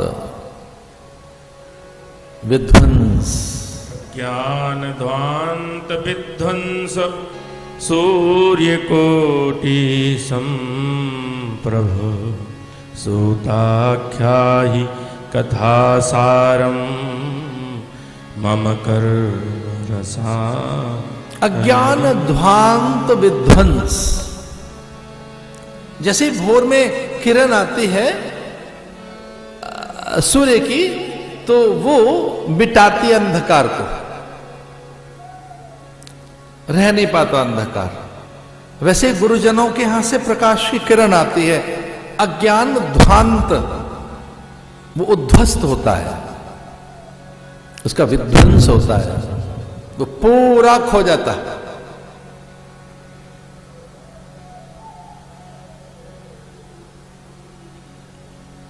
अंधकार एक बार भगवान के यहां चला गया, उसकी हिम्मत तो देखो। भगवान ने कहा कोई ये अपरिचित सा प्राणी कौन है, ये चाहता क्या? अंधकार ने कहा जी मैं अंधकार हूं, मैं अंधेरा हूं। भैया प्रकट हो, बता कि जी मैं तो अंधकार हूं, मैं तो दिखूंगा नहीं। मेरी काया तो ऐसी है कि जो मैं भी नहीं पहचान पाता, स्वयं को मैं देख नहीं पाया कभी, मैं कौन हूं? मैं इतना मालूम है अंधेरा हूं, मैं अंधकार हूं। तो चाहता क्या है? उसने कहा सूरज से कहो कि वो मुझे रहने दे, जब वो आता है तो मैं मिट जाता हूं, मैं खो जाता हूं, मेरा भक्षण करता है, मुझे रहने नहीं देता, मेरे अस्तित्व को हर दिन चुनौती देता है, उसके आने पर मैं मिट जाता हूं, खो जाता हूं। सूरज से कहो कि मुझे रहने दे। भगवान ने कहा सूर्य को बुलाओ जरा। आवाज दी सूर्य, नारायण, प्रकाश, और कहा भगवान ने कि सुनाए आप किसी को मिटा देते, किसी का अस्तित्व ही छीन लेते, हर दिन किसी के साथ आपका संघर्ष है, उसे आप रहने नहीं देना चाहते। सूर्य ने कहा कौन है वो? भगवान ने कहा अंधकार। तो सूर्य ने बड़े निर्दोष मन से कहा कि मैं ऐसे प्राणी से परिचित नहीं हूं, और अगर कोई ऐसा है तो मेरे सामने लाइए, मुझे दिखाइए, मैं देखूं तो सही अंधेरा क्या होता है। बहुत दिन तक आवाज पड़ती रही कि अब सूर्य सामने है, अरे अंधकार तुम आओ, अपने मन की बात सुनाओ। आया नहीं अंधकार, क्योंकि सूरज के सामने अंधेरा रह नहीं सकता। मुझे आपसे एक सीधी बात कहनी है, मन में अगर राम बस गया तो संसार और उसके दुख उसी समय खो जाएंगे, उसी समय, उसी समय। सीख तो लो कभी। अज्ञान ध्वांत विध्वंस सूर्य कोटि समप्रभा, सूताख्यायी कथा सारम मम करुण रसायनम। हे गुरुदेव, आपकी बातें बड़ी मीठी सी हैं, सरल सी हैं, अच्छी सी हैं, कानों में रस घोल देने जैसी हैं, इनमें थोड़ा विस्फोटक रख तो दो। क्या शब्दों का प्रयोग किया है भागवत ने, विस्फोटक, कि हमारे कानों में कथा विस्फोटक रख दीजिए कानों के माध्यम से, तो जो मोटी जो भित्तियां हैं अज्ञान की, वो उद्ध्वस्त हो जाएं, मिट जाएं। मैं नहीं जानता कि पश्चिम इस तरह से इसको जानता है कि नहीं, पर भारत ही एक ऐसा देश है जहां कपाल क्रिया होती है। आसक्ति जहां है, जिन प्राणों के माध्यम से आसक्ति, अहमता, ममता, कुल, गोत्र, जाति, वंश, परंपरा, संप्रदाय, अपने प्राण, अपनी संतति, पूर्वज और अपने लिए, अपनी अस्मिता के लिए जो एक बहुत बड़ा आग्रह है, वो प्राण पुत्र के द्वारा निकाले जाते हैं यहां से कपाल क्रिया करके। अब हो सकता है हम काल क्रमानुसार खो बैठे हों उस विद्या, सन्यासियों की नहीं होती वो। सन्यासियों की कपाल क्रिया नहीं होती, क्योंकि सन्यासी तो प्राय समाधि में प्राण छोड़ते हैं। लेकिन हां, जो सदगृहस्थ हैं, जो सामान्य प्राणी हैं, उसके प्राण यहां धसे रहते हैं। वो प्राण माने आसक्ति, अहमता, तो कुछ सीमित से प्राण जो उसे पुनर्जन्म के लिए प्रेरित कर सकते हैं, कुछ आसक्ति उसकी उसके लौकिक कामनाएं, वंश, कुल, गोत्र, परंपरा, संप्रदाय की संकीर्णता।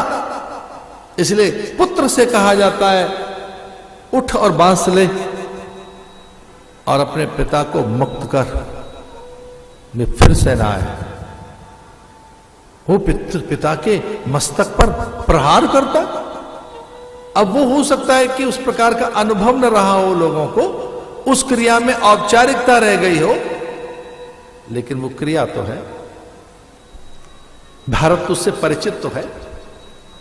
कपाल क्रिया, यहां मोटी भित्तियां अज्ञान की, आसक्ति, अहमता, ममता, जड़ता, एक संस्कार देह का, देह अभ्यास। इतना अभ्यास कर लिया हमने देह का कि मैं वही हूं, अपने को ये माने बैठे। जब मैं अपने बारे में सोचता हूं तो देह दिखाई देती है, मन नहीं, बुद्धि नहीं, ये मैं हूं, फिर ये मेरा विचार है।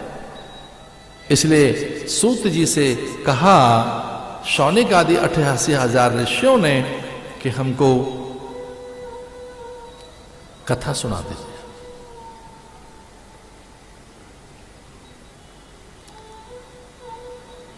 अच्छा, शिव ने कथा सुनाई तो पार्वती समझ नहीं पाई, सुन नहीं पाई, वो कुछ वहां समाधि से कही जा रही है बात। तो ये बात थोड़ा गुरुओं को ध्यान रखनी होगी, कथा इस ढंग से सुनाएं कि दूसरों को समझ भी आए। तो नीचे उतर के सुनाए, तो शर्त भी रख दी, थोड़ी रसीली हो, समझ आए। कथा सारा मम करुण रसायनम, रुचि भी रहे कथा में, कथा में रुचि बनी रहे हमारी, हम सो न जाए।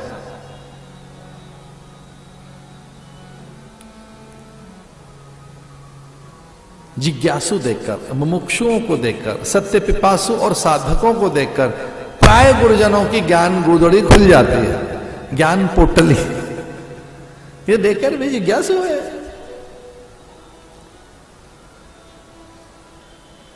हंस तो कीचड़ में चौंच मारता है और मोती निकाल लाता है। पंख, पंख कहते हैं कीचड़, पंख में से मोती निकाल लाएगा। वैसे ही हंस जैसे प्रकृति के होते हैं संत। वैसे भी संत 4 प्रकार के होते हैं। हम सन्यासियों के 4 प्रकार हैं। एक है कुटिचक, दूसरा है बहुदक, तीसरा है हंस और चौथा है परमहंस। तो हंस जैसी प्रकृति के होते हैं संत कि जिज्ञासु को बीन लेंगे, बटोर लेंगे, जहां उनका जिज्ञासु है उसको पिक कर लेंगे। अच्छा ये जिज्ञासु है मेरा, यहां से उठा लेंगे उसको, विचार देते हैं, समाधान देते हैं। तो वैसा ही कुछ हमारे साथ कर दीजिए। कथा आरंभ हो गई। सर्व सिद्धांत निष्पन्नम सर्व सौख्य करम शुभम। सारे सिद्धांत इसमें छुपे हैं। आ मैं तुझे कथा सुनाता हूं, तैयार हो जाओ। और वो कथा सुनाने लगे। वृंदावन की कहानी सुनाई कि भक्ति वहां व्यथित होती है। ज्ञान वैराग्य, उसके 2 पुत्र मरणासन्न हैं। उनके लिए नारद ने उद्योग किया। यहां हरिद्वार में गंगा के तट पर पहला प्रयोग किया गया ज्ञान और विचार वैराग्य को जगाने का। हम कई बार अच्छे भले रहते हैं पर हमारा उत्साह खो जाता है, उल्लास चला जाता है, आशावादिता चली जाती है, न जाने क्यों नीरसता सी आ जाती है।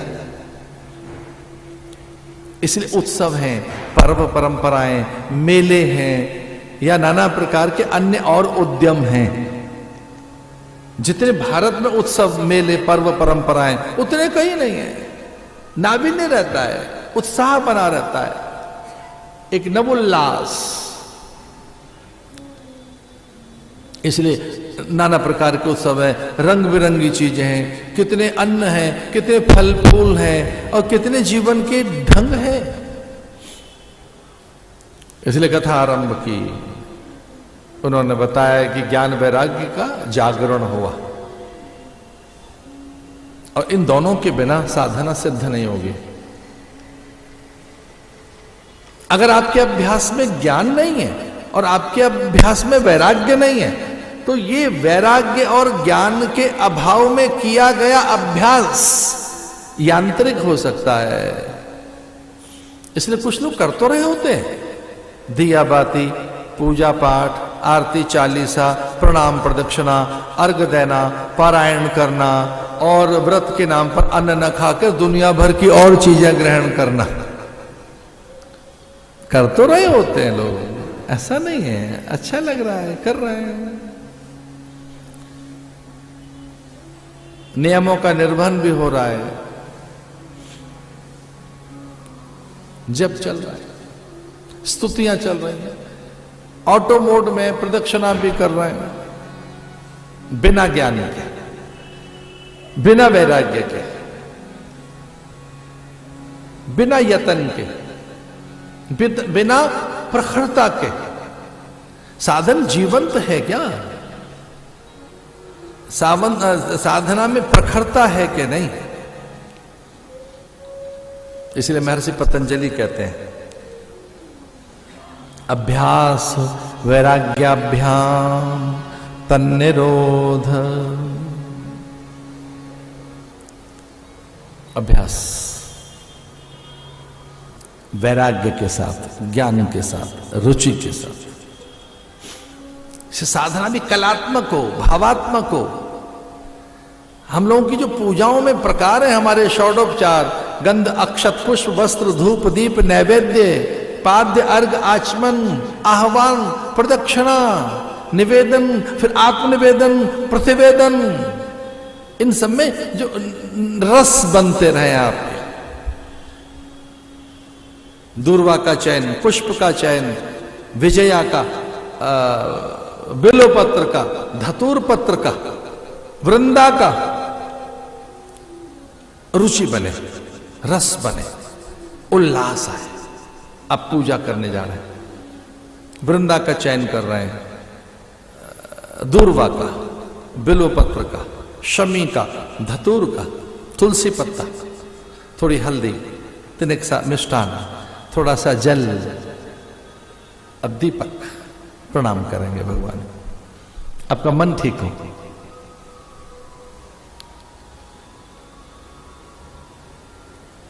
और ऐसा नहीं कर रहे हैं तो ये यांत्रिक है। इसलिए ज्ञान वैराग्य बूढ़े हो गए। सनकादिक ने कथा सुनाई, जीवन के प्रति उत्साह जगाया, और ये हमने अनुभव किया। कभी कभी उत्साह जब शिथिल हो जाए, आपके रस खोने लगे, तो जीवन फीका हो जाता है। हमारा नमक की, राम रस की थोड़ी सी मात्रा ऊपर नीचे हो जाए तो भोजन कैसा हो जाता है। एक भक्ति रस है, एक ज्ञान रस है, एक सेवा का रस है, जो जीवन में उत्साह लेकर आता है। संसार एक रस से चलता है, उसका नाम है काम रस। इसके बिना संसार नहीं पैदा किया जा सकता। अर्थ के बिना संसार नहीं चलेगा, द्रव्य के बिना, धन के बिना गाड़ी नहीं चलेगी। रस है उसमें। काम के बिना संसार की उत्पत्ति नहीं हो सकती। बे आप हम सब काम की उपज हैं। और तो और ब्रह्मा भी परमात्मा की कामना का ही तो परिणाम है। भगवान में भी तो कामना पैदा हुई, एक से अनेक हो जाऊं। ब्रह्मा अपने आप थोड़ी पैदा हुआ है, आपने पैदा किया है। तो आपके काम की उपज ब्रह्मा, और हम अपने माता पिता के काम का परिणाम यहां बैठे हैं।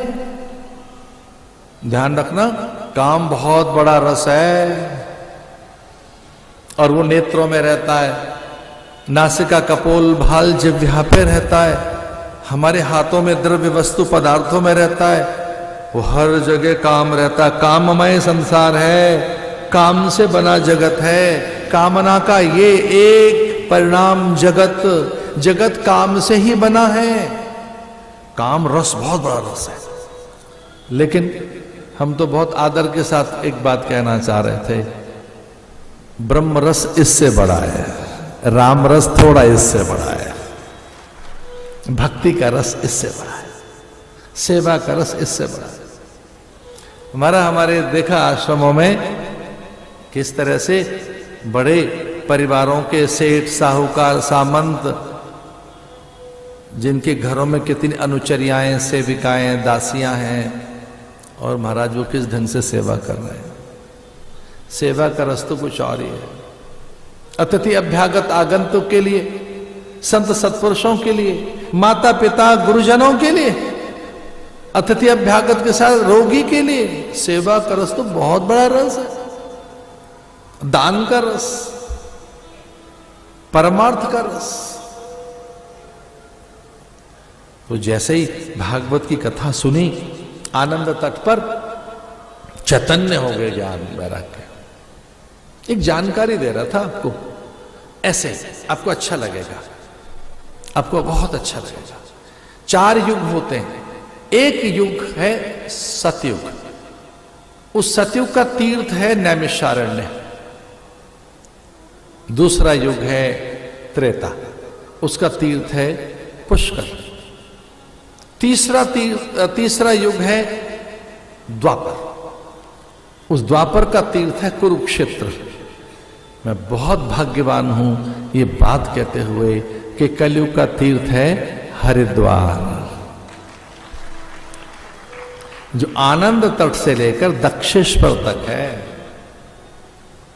आनंद तट से लेकर, आनंद तट माने सप्त सरोवर से लेकर, सप्त सरोवर जहां सप्त धाराओं में गंगा ऋषियों का पाद प्रक्षालन करती है, और कनखल तक, यहां इसको आनंद तीर्थ कहते हैं। हर तीर्थ का नाम होता है, इसका नाम आनंद तीर्थ है।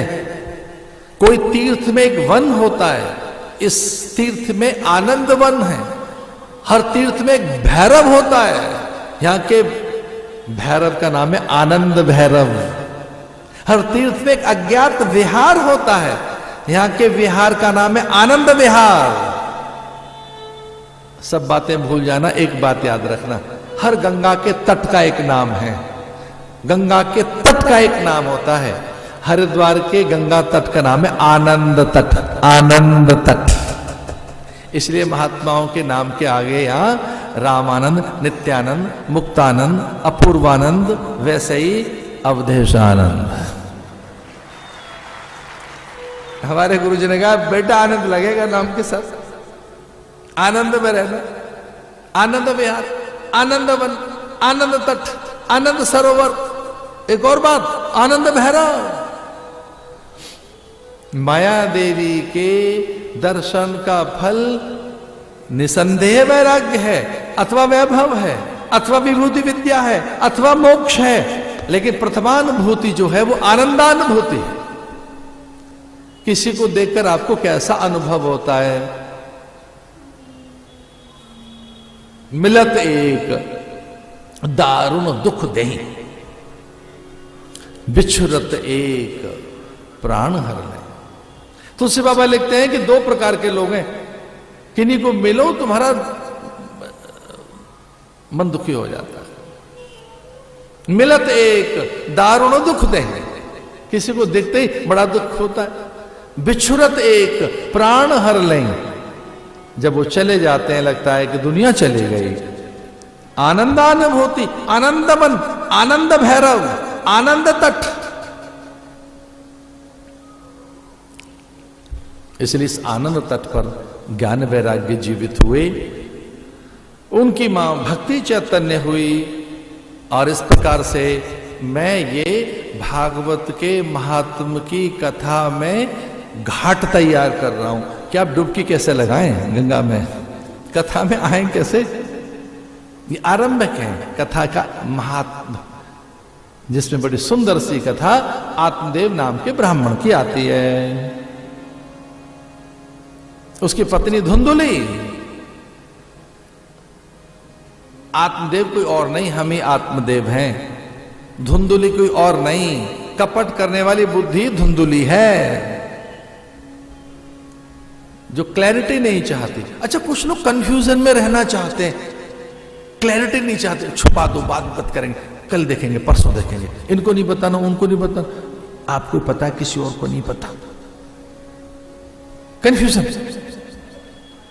उनको बड़ा आनंद आता कि क्लैरिटी आ गई तो फिर तो कोई रस ही नहीं रहेगा, लाइफ ही सारी ठीक हो जाएगी। क्लैरिटी लाइए, एजेंडा लाओ क्लियर करने का, खुसफुस नहीं ना, बिल्कुल नहीं।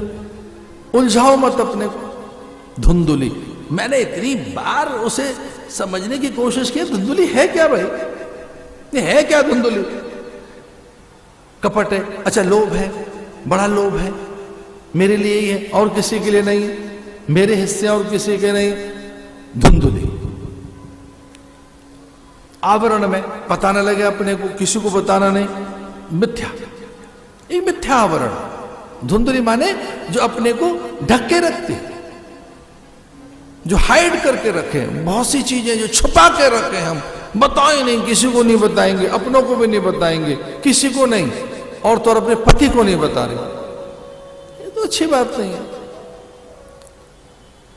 देखो, आज एक नई बात कह रहा था मैं, मन में कुछ ऐसा मत रखो जो अपने गुरु को न बताया जा सके, अपने माता पिता को न बताया जा सके। अब भजन कम करना चाहें, अपने मन का हल्का करना चाहें, अब आनंद लेना चाहो तो एक हिम्मत करके अपने गुरु के सामने, अपने माता पिता के सामने, और हिम्मत नहीं पड़ रही हो तो भगवान के सामने मन खोल देना। साहस तो चाहिए उसके लिए, क्योंकि पाप निवृत्ति के लिए, उसके प्रायश्चित के लिए, दोष निवारण के लिए जो पहला उपाय है वो पुनरावृत्ति न करना है, लेकिन संकल्प के साथ अपने माता पिता गुरु को बताकर। मैं ग्रंथ में पढ़ रहा था कि पाप प्रायश्चित के विधान क्या क्या है। एक अद्भुत विधान उसमें लिखा था कि पाप का प्रायश्चित का सबसे अच्छा विधान है कि पाप की पुनरावृत्ति न हो, पर पाप का प्रकाशन कर दीजिए माता पिता के साथ, गुरु के साथ, भगवान के साथ। पाप को प्रकाशित कर दीजिए। अच्छा, पाप का अर्थ यही है जो प्रकाशित होना नहीं चाहता। आप अच्छे काम करके आए, 100 जगह गाजा बाजा करोगे। कुछ लोग तो प्रातःकाल पूजन करके निकले, दूसरों को बता रहे हैं आज अच्छे फूल चढ़ा के आए हैं भगवान को। अरे कौन पूछ रहा है आपसे? आज व्रत रखा हुआ है, बहुत अच्छा। नहीं नहीं, निर्जल है, आज जल नहीं पिएंगे। रोज कैश कर रहे हैं अपनी प्रकृति, परमार्थ, उदारता, तप, श्रम, दान, परोपकार, और उसकी खबर न बने तो और परेशान है कि कोरोना में उन्होंने ये चीजें दी, इनकी तो छप गई, हमारी नहीं छपी। लीजिए साहब, इनका तो पता लग गया पूरे नगर को, हमारी चर्चा ही नहीं है। उनके 4 बोरे में वो टॉक ऑफ टाउन है और हमारे 4 ट्रक के बाद भी कोई पूछ नहीं रहा। ये प्रवृत्ति है धुंधुली की, छुपा कर। इसलिए उसने ये बुद्धि है जिससे प्रकाश नहीं पहुंचा, ज्ञान नहीं पहुंचा है, जो संवाद नहीं करता, जिसमें संगति नहीं है, वो आत्मदेव है। इसे बहुत भीतर की बात बता रहा हूं मैं आपको। अपनों से संवाद रखिए और कहीं कोई कंफ्यूजन है तो उसे क्लियर कीजिए। कहीं कोई भ्रम है, कहीं कोई उलझन है, कहीं कोई लुकाव छुपाव है, वो बड़ी मत करो, उस चीज को खत्म करो। आत्मदेव और धुंधुली में कोई संवाद ही नहीं। जब संवेदनाएं आपस में नहीं बढ़ती तो संबंध टूटते हैं, वो बिखरते हैं। इसे परिवारों में संवाद बहुत आवश्यक है। दोनों में संवाद नहीं था, दोनों अपरिचित थे एक दूसरे से। पति पत्नी होकर भी संवाद नहीं था, मन एक नहीं था, बुद्धि एक नहीं थी, चित्त एक नहीं था, और हां एक संकल्प नहीं था, एक विचार नहीं था, एक स्वप्न नहीं था। सदगृहस्थ को चाहिए एक ही सपना बुने पति पत्नी, एक जैसे प्रकृति, एक जैसी रुचि, एक जैसा लक्ष्य। इसलिए प्रार्थना की ऋषि ने पत्नी मनोरमां देहि मनोवृत्तानुसार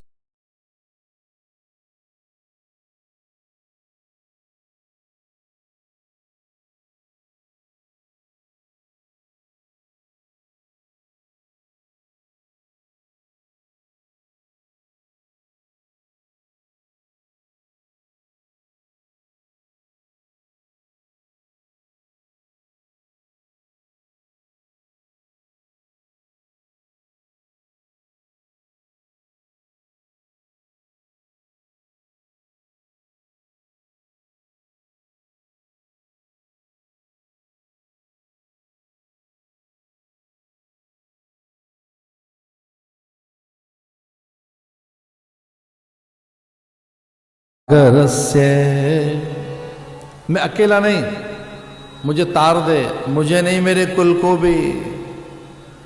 तो इतनी वो प्रज्ञा संपन्ना हो, ज्ञान संपन्ना, शील संपन्ना।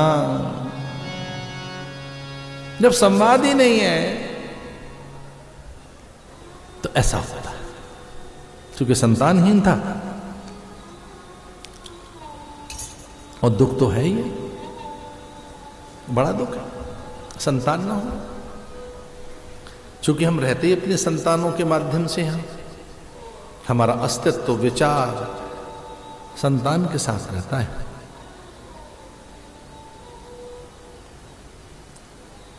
इसलिए पूछा था अपने मित्रों से कि मुझे संतान हो सके इसके लिए उपाय क्या है। और तब मित्रों ने बताया कोई ऋषि मुनि ज्ञानी गुरु, कोई सिद्ध अगर वचन दे दे तो तेरा कार्य सिद्ध हो जाएगा। त्रिकालदर्शी किसी महात्मा के पास जा, जो तत्वदर्शी हैं, तत्ववेत्ता हैं, ऐसा कोई समाधि जागृत जिसने कर ली हो, प्रज्ञावान पुरुष की जिह्वा पर सरस्वती का वास होता है। जिनको कुंडलिनी का जागरण हो जाता है, जो ऐन्द्रिक संयम में है अथवा जिनकी समाधि जग गई है, ऐसे सत्पुरुष की जिह्वा पर सरस्वती रहती है, अथवा उनकी भी जिह्वा पर जो हरि नाम निरंतर अपनी रसना से लेते रहते हैं। जिह्वाग्रे वर्तते हरिति अक्षरद्वयम्, जिनकी जिह्वा के अग्रभाग पर हरि हरि हरि हरि हरि अथवा गुरु मंत्र चलता रहता है, जिनकी जिह्वा के अग्रभाग पर निरंतर नाम नर्तन करता रहता है, तस्मात् सर्वेषु कालेषु, जिनकी जिह्वा निरंतर हर काल में भगवान का नाम जपती रहती है, ऐसे महापुरुष की जिह्वा पर सरस्वती का चिरस्थायी वास होता है। क्योंकि सरस्वती रहती जिह्वा पर किसकी जिह्वा पर? महात्माओं की जिह्वा पर, महापुरुषों की जिह्वा पर। जो सत्पुरुष है उनकी जिह्वा पर सरस्वती का वास होता है। तो जा, तुझे संतान होगी किसी महापुरुष की शरण में। ये आत्मदेव नाम का ब्राह्मण, जिसकी पत्नी धुंधुली थी, दोनों में बनती नहीं थी, दोनों का एक मन नहीं था, एक विचार नहीं था। जब प्रेम नहीं होता तो वो एक प्रकार की रुग्णता है, वो एक प्रकार के द्रव्य चेतना और रस का व्यतिक्रम है, जो केमिकल इम्बैलेंसिंग है। उसका एक कारण ये भी, संबंधों में प्रेम नहीं रहा। इनफर्टिलिटी इसलिए भी बहुत हो रही है कि हम ठीक ढंग से समझ नहीं पा रहे। संतानोत्पत्तिक उद्यम है भाई, कैसा आहार, कैसा विहार, कैसी निहार, कैसा विचार, कैसा व्यवहार। आप आचार विचार जानते नहीं, लोकाचार जानते नहीं, आहार विहार निहार और विचार के प्रति आपकी उदासीनता है। ये कोई ऐसे थोड़ी है कि बच्चा हो जाएगा, और हो भी गया तो वो होना चाहिए जो आपकी प्रकृति के अनुरूप हो, अथवा जो यहां एक अपने होने के सत्य को सिद्ध करे। गिर पड़ा गुरु के चरणों में।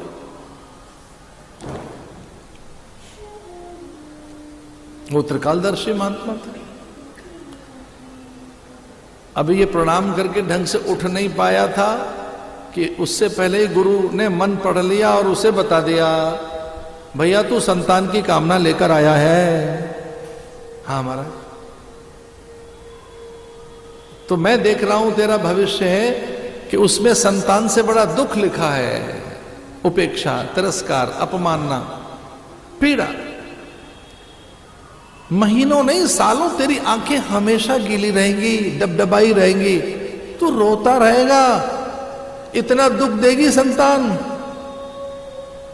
आंसू नहीं थमेंगे, नींद नहीं आएगी, व्याकुल रहेगा, मुंह छिपाता फिरता रहेगा, छिपकर रहेगा, अपनों से दूर चला जाएगा। अपनों में इतनी अपकीर्ति, अपप्रचार, दुष्प्रचार, कुल कीर्ति को कलंकित करने वाला तेरा पुत्र पैदा होगा। तेरा बेटा बड़ा दुखदाई होगा, असुर है, तेरे भाग्य में एक निशाचर जैसा बेटा लिखा है। अब बोल क्या करना? अब वो बड़ा प्रसन्न है, कहने लगे कैसा भी हो बेटा तो लिखा है ना भाग्य में, इसका अर्थ है मुझे पुत्र होगा। भाई इसका अर्थ ही हुआ मैंने संतान नहीं हूं। हम समझा बुझा लेंगे, ठीक कर लेंगे, बड़ा दुख मिलेगा संतान से। सुंदर से पुष्प लाकर बगिया के दुर्वा, धतूर, बिल्व, शमी लेकर, ये जानकर ये महादेव ही है महात्मा, उनके चरणों को पूजने लगा। कि गुरुदेव हमने तो महादेव देखा नहीं, हमने ईश्वर के दर्शन नहीं किए, आप ही भगवान हैं। ऐसा कहकर चरणों में फल फूल, दूर्वा और अपने आंखों के अश्रु अर्पित करने लगा। और भगवान ऐसा ही कहते हैं, पत्रम पुष्पम फलम तो में आप भक्त्या प्रयच्छति। भगवान यही कहते हैं कि भाई ज्यादा कुछ नहीं चाहिए हमको, तो फल फूल बस। पत्रम, पत्ते चढ़ा दो, तुलसी पत्ता, बेल पत्ता, पत्रम पुष्पम, फूल चढ़ा दीजिए, पत्रम पुष्पम फलम, ज्यादा है तो भैया फल चढ़ा दो। भक्ति में जो तेरा मन हो, लेकिन प्रणाम भी काफी है। आप ऐसा मत करना भीड़ भाड़ में साधुओं के पैर ही छूते रहो। लेकिन उसने पुष्प से, द्रव्य गंध अक्षत से चरणों का प्रक्षालन किया, पूजन किया, और वो आग्रह करने लगा। लीजिए, भागवत में लिखा है कि देखिए पुत्र तो आप होगा ही मुझे, पर प्रज्ञावान हो, ज्ञानवान हो, गुणवान हो, शीलवान हो, ऐश्वर्य विभूति विद्या, और वो भी आप जैसा ही हो। दरअसल में बेटा तो होगा ही मुझे, अब आपने कह दिया आप जैसा हो, आप जैसा प्रज्ञावान। तो भागवत में अद्भुत एक श्लोक लिखा है, तस्याग्रह समालोक्यम फलमेकम सदत्तवान। तस्याग्रह, बड़ा जिद में उतर आया, हट कर ली, नहीं मारा आप कह देंगे सब हो जाएगा। तस्याग्रह समालोक्यम फलमेकम सदत्तवान, ये सोच के तो बड़ा जिद कर रहा है, पीछे पड़ गया, ले भाई फल ले ले। गुरुदेव ने फल लिया और वो कहने लगे कि तुझे प्रज्ञावान, शीलवान, गुणवान, वैराग्यवान, एक ऐसा सत्पुरुष जो त्रिकालदर्शी होगा, एक योगी, धर्मात्मा, पुरुषार्थी, एक पुण्यात्मा का मैं आह्वान करता हूं। उस प्रज्ञावान पुरुष का मैं ध्यान करता हूं जो महादेव जैसा ही होगा, प्रकांड विद्वान ज्ञानी। मैं एक ऐसे सत्पुरुष का ध्यान करता हूं जो स्वप्न में मिथ्याचरण नहीं करेगा। ये फल ले, प्रसाद है, जिससे हानि नहीं होती। प्रसादे सर्व दुखानाम हानि रस्योपजायते। बड़ों के हाथ से जो मिल जाए वो प्रसाद ही होता है। इसलिए हम भारत के लोग बड़ों के हाथ से कोई वस्तु प्राप्त हो तो मस्तक से लगाते हैं। प्रसाद की महिमा निराली है, उसमें उनकी ब्लेसिंग्स होती हैं, शुभकामनाएं, आशीर्वाद होते हैं।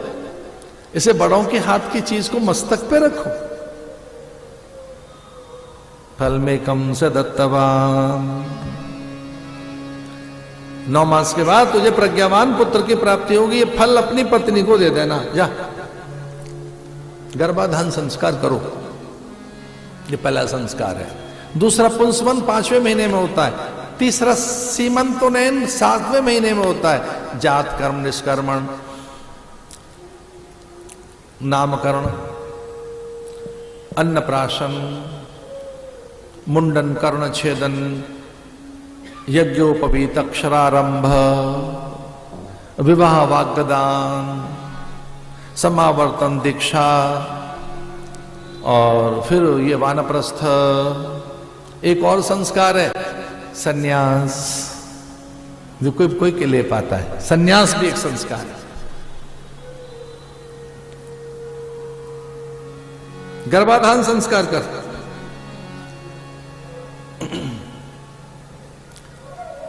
तो दो तन मिल जाए ये संस्कार नहीं है भैया, जब तक 2 मन नहीं मिलते। 2 देह एक जगह इकट्ठी होने का नाम संस्कार नहीं है। संस्कार मन से होता है। जब तक द्रव्य, रस, चेतना, गुण, प्रकृति एकीकृत नहीं होते,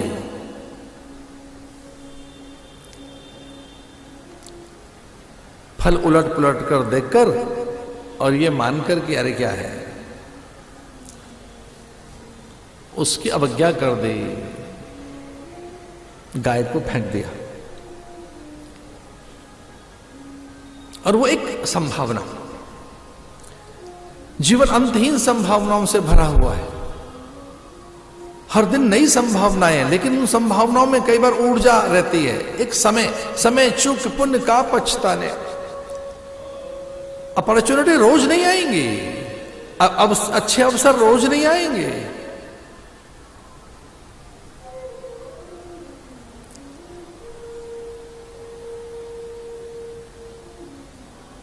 एक द्वार थपथपा रही थी कोई,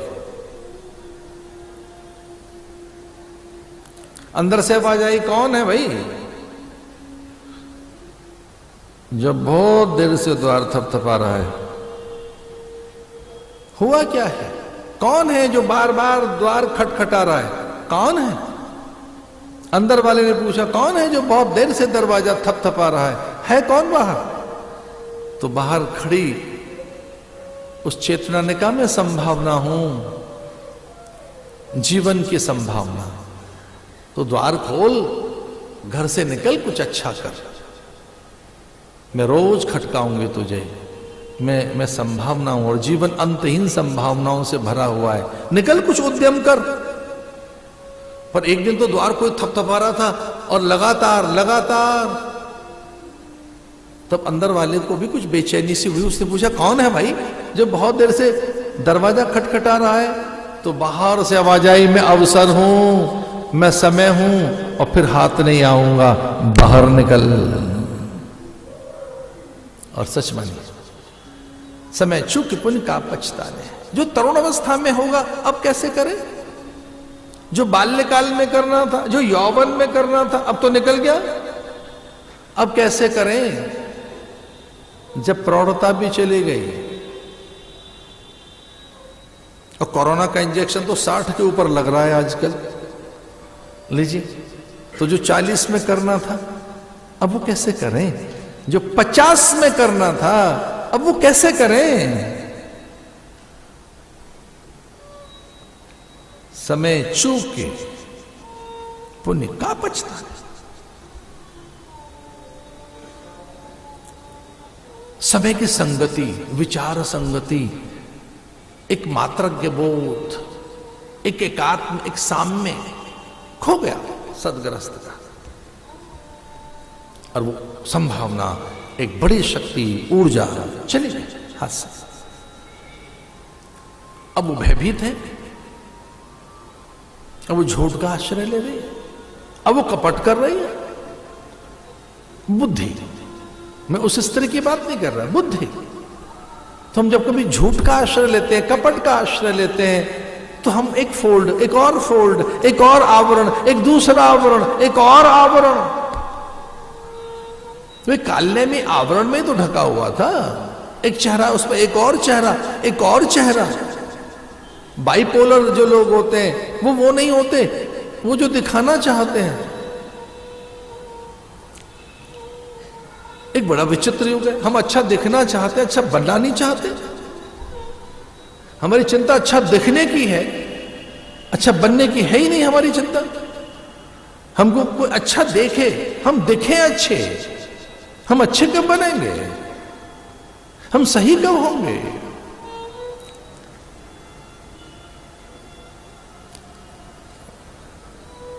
और 9 मास के बाद उसने कह दिया कि लो मुझे तो संतान पैदा हो गई। एक कपट की, झूठ की, छल की, पड़ोसन का बच्चा ले आई, यही मेरा बेटा है, बच्चा पैदा कर दिया। वो तो बाहर रहता था, तो बेटा बता दिया मेरा है बेटा। एक कपट का, उधार का, छल का, बाहर का बालक प्रकट करके दे दिया, ये मेरा ही बेटा है। लेकिन जैसे ही आत्मदेव अंदर प्रवेश करता है, उस बालक के मस्तक पर अपने ओठ रखकर उसे चूमना ही चाहता है, अंक में भरना ही चाहता है, कि सहसा द्वार पर स्वस्ति वाचन करने लगे आचार्य, ऋषि, मुनि, ब्राह्मण, संतों का झुंड आ गया। अचानक एक ऋषियों का रेला मेला खड़ा हो गया, और वो द्वार पर आए ब्राह्मण, यति, योगी, साधु, संत, महात्मा, और जय जयकार करने लगे, कहने लगे तू महाभाग्यवान है, देख तेरे गऊ ने पुत्र को जन्म दिया। एक छोटा सुंदर सा बेटा गौ के नीचे बैठा हुआ है। उस ऋषि का प्रसाद गौ के माध्यम से प्रकट हुआ। चूंकि लंबे कान थे बालक के, कंबुग्रीवा कंठ, उन्नत ललाट, और उसका विशाल वक्षस्थल, अजान बाहु, उसकी बड़ी भुजाएं। प्राय ये महापुरुषों के लक्षण होते हैं, प्राय महापुरुषों के यही लक्षण होते हैं। उनके पैर छोटे होंगे, कान बड़े होंगे, कंबुगिरीवा कंठ होगा, हाथ लंबे, अजान बाहु।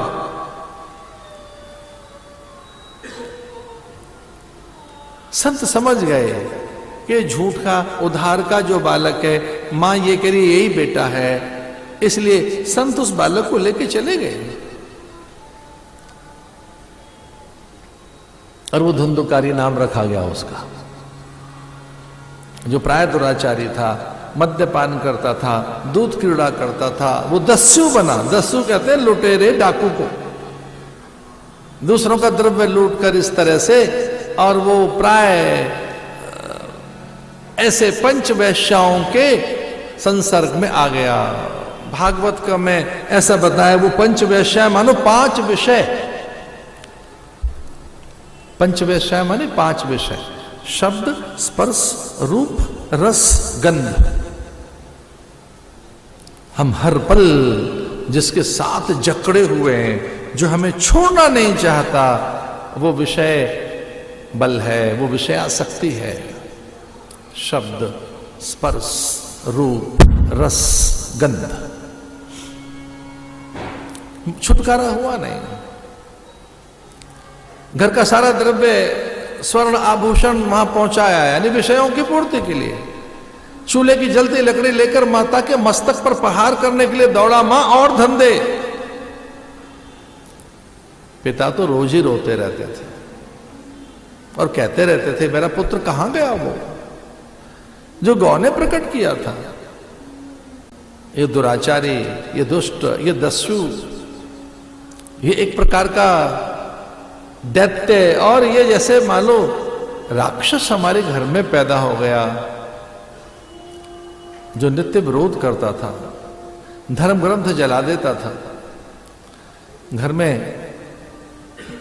परकीय प्राणियों को ले आया है। पिता तो कब के घर छोड़ के चले गए, माता भी दौड़कर कूप में कूदकर प्राण दे दिए माने, और वो ढेर सारा धन चुरा कर लाया। नर्तकियों ने पूछा कि ये तो इतना धन है कि राजा के पास नहीं होगा। उसने कहा राजकोष ही मैं धन चोरी करके लाया हूं, राजा का पूरा खजाना लूट लाया मैं, अब तो प्रसन्न हो जाओ। इतना धन देखकर वो चकित हो गई। रत्न राशि देखकर, मूंगे, मोती, हीरे, वैदूर्य,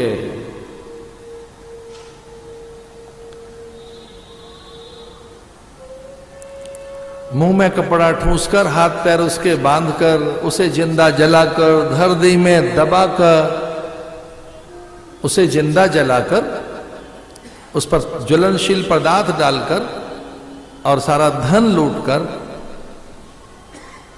वे नर्तकियां चली गईं धरती में दबाकर उसे। मां कूप में कूद गई, प्राण दे दिए। पिता जंगल में चले गए। गौकर्ण को विद्याध्ययन के बाद सुध आई अपने घर की। समाधि में सब उसने देखा कि मेरे भाई धुंधुकारी की दुर्गति हुई है, पिता वन वन भटक रहे हैं, मां का देहांत हो चुका है और मेरे भाई की भी दुर्गति हुई है। ऐसा जानकर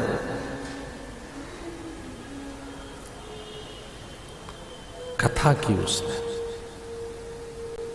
आह्वान किया घर आकर अपने भाई के लिए। धन्या भागवती वार्ता प्रेत पीड़ा विनाशिनी। ये जानकर कि मेरे भाई की दुर्गति हो गई है, ज्ञान यज्ञ करिष्यामि शुक शास्त्र कथोज्वलम। अब मुझे कोई एक अनुष्ठान करना चाहिए अपने भाई की सदगति के लिए। सप्ताह क्रमानुसार उसने भागवत का अनुष्ठान किया और विचार बल से, आत्म बल से, ज्ञान बल से अपने भाई को मुक्त किया।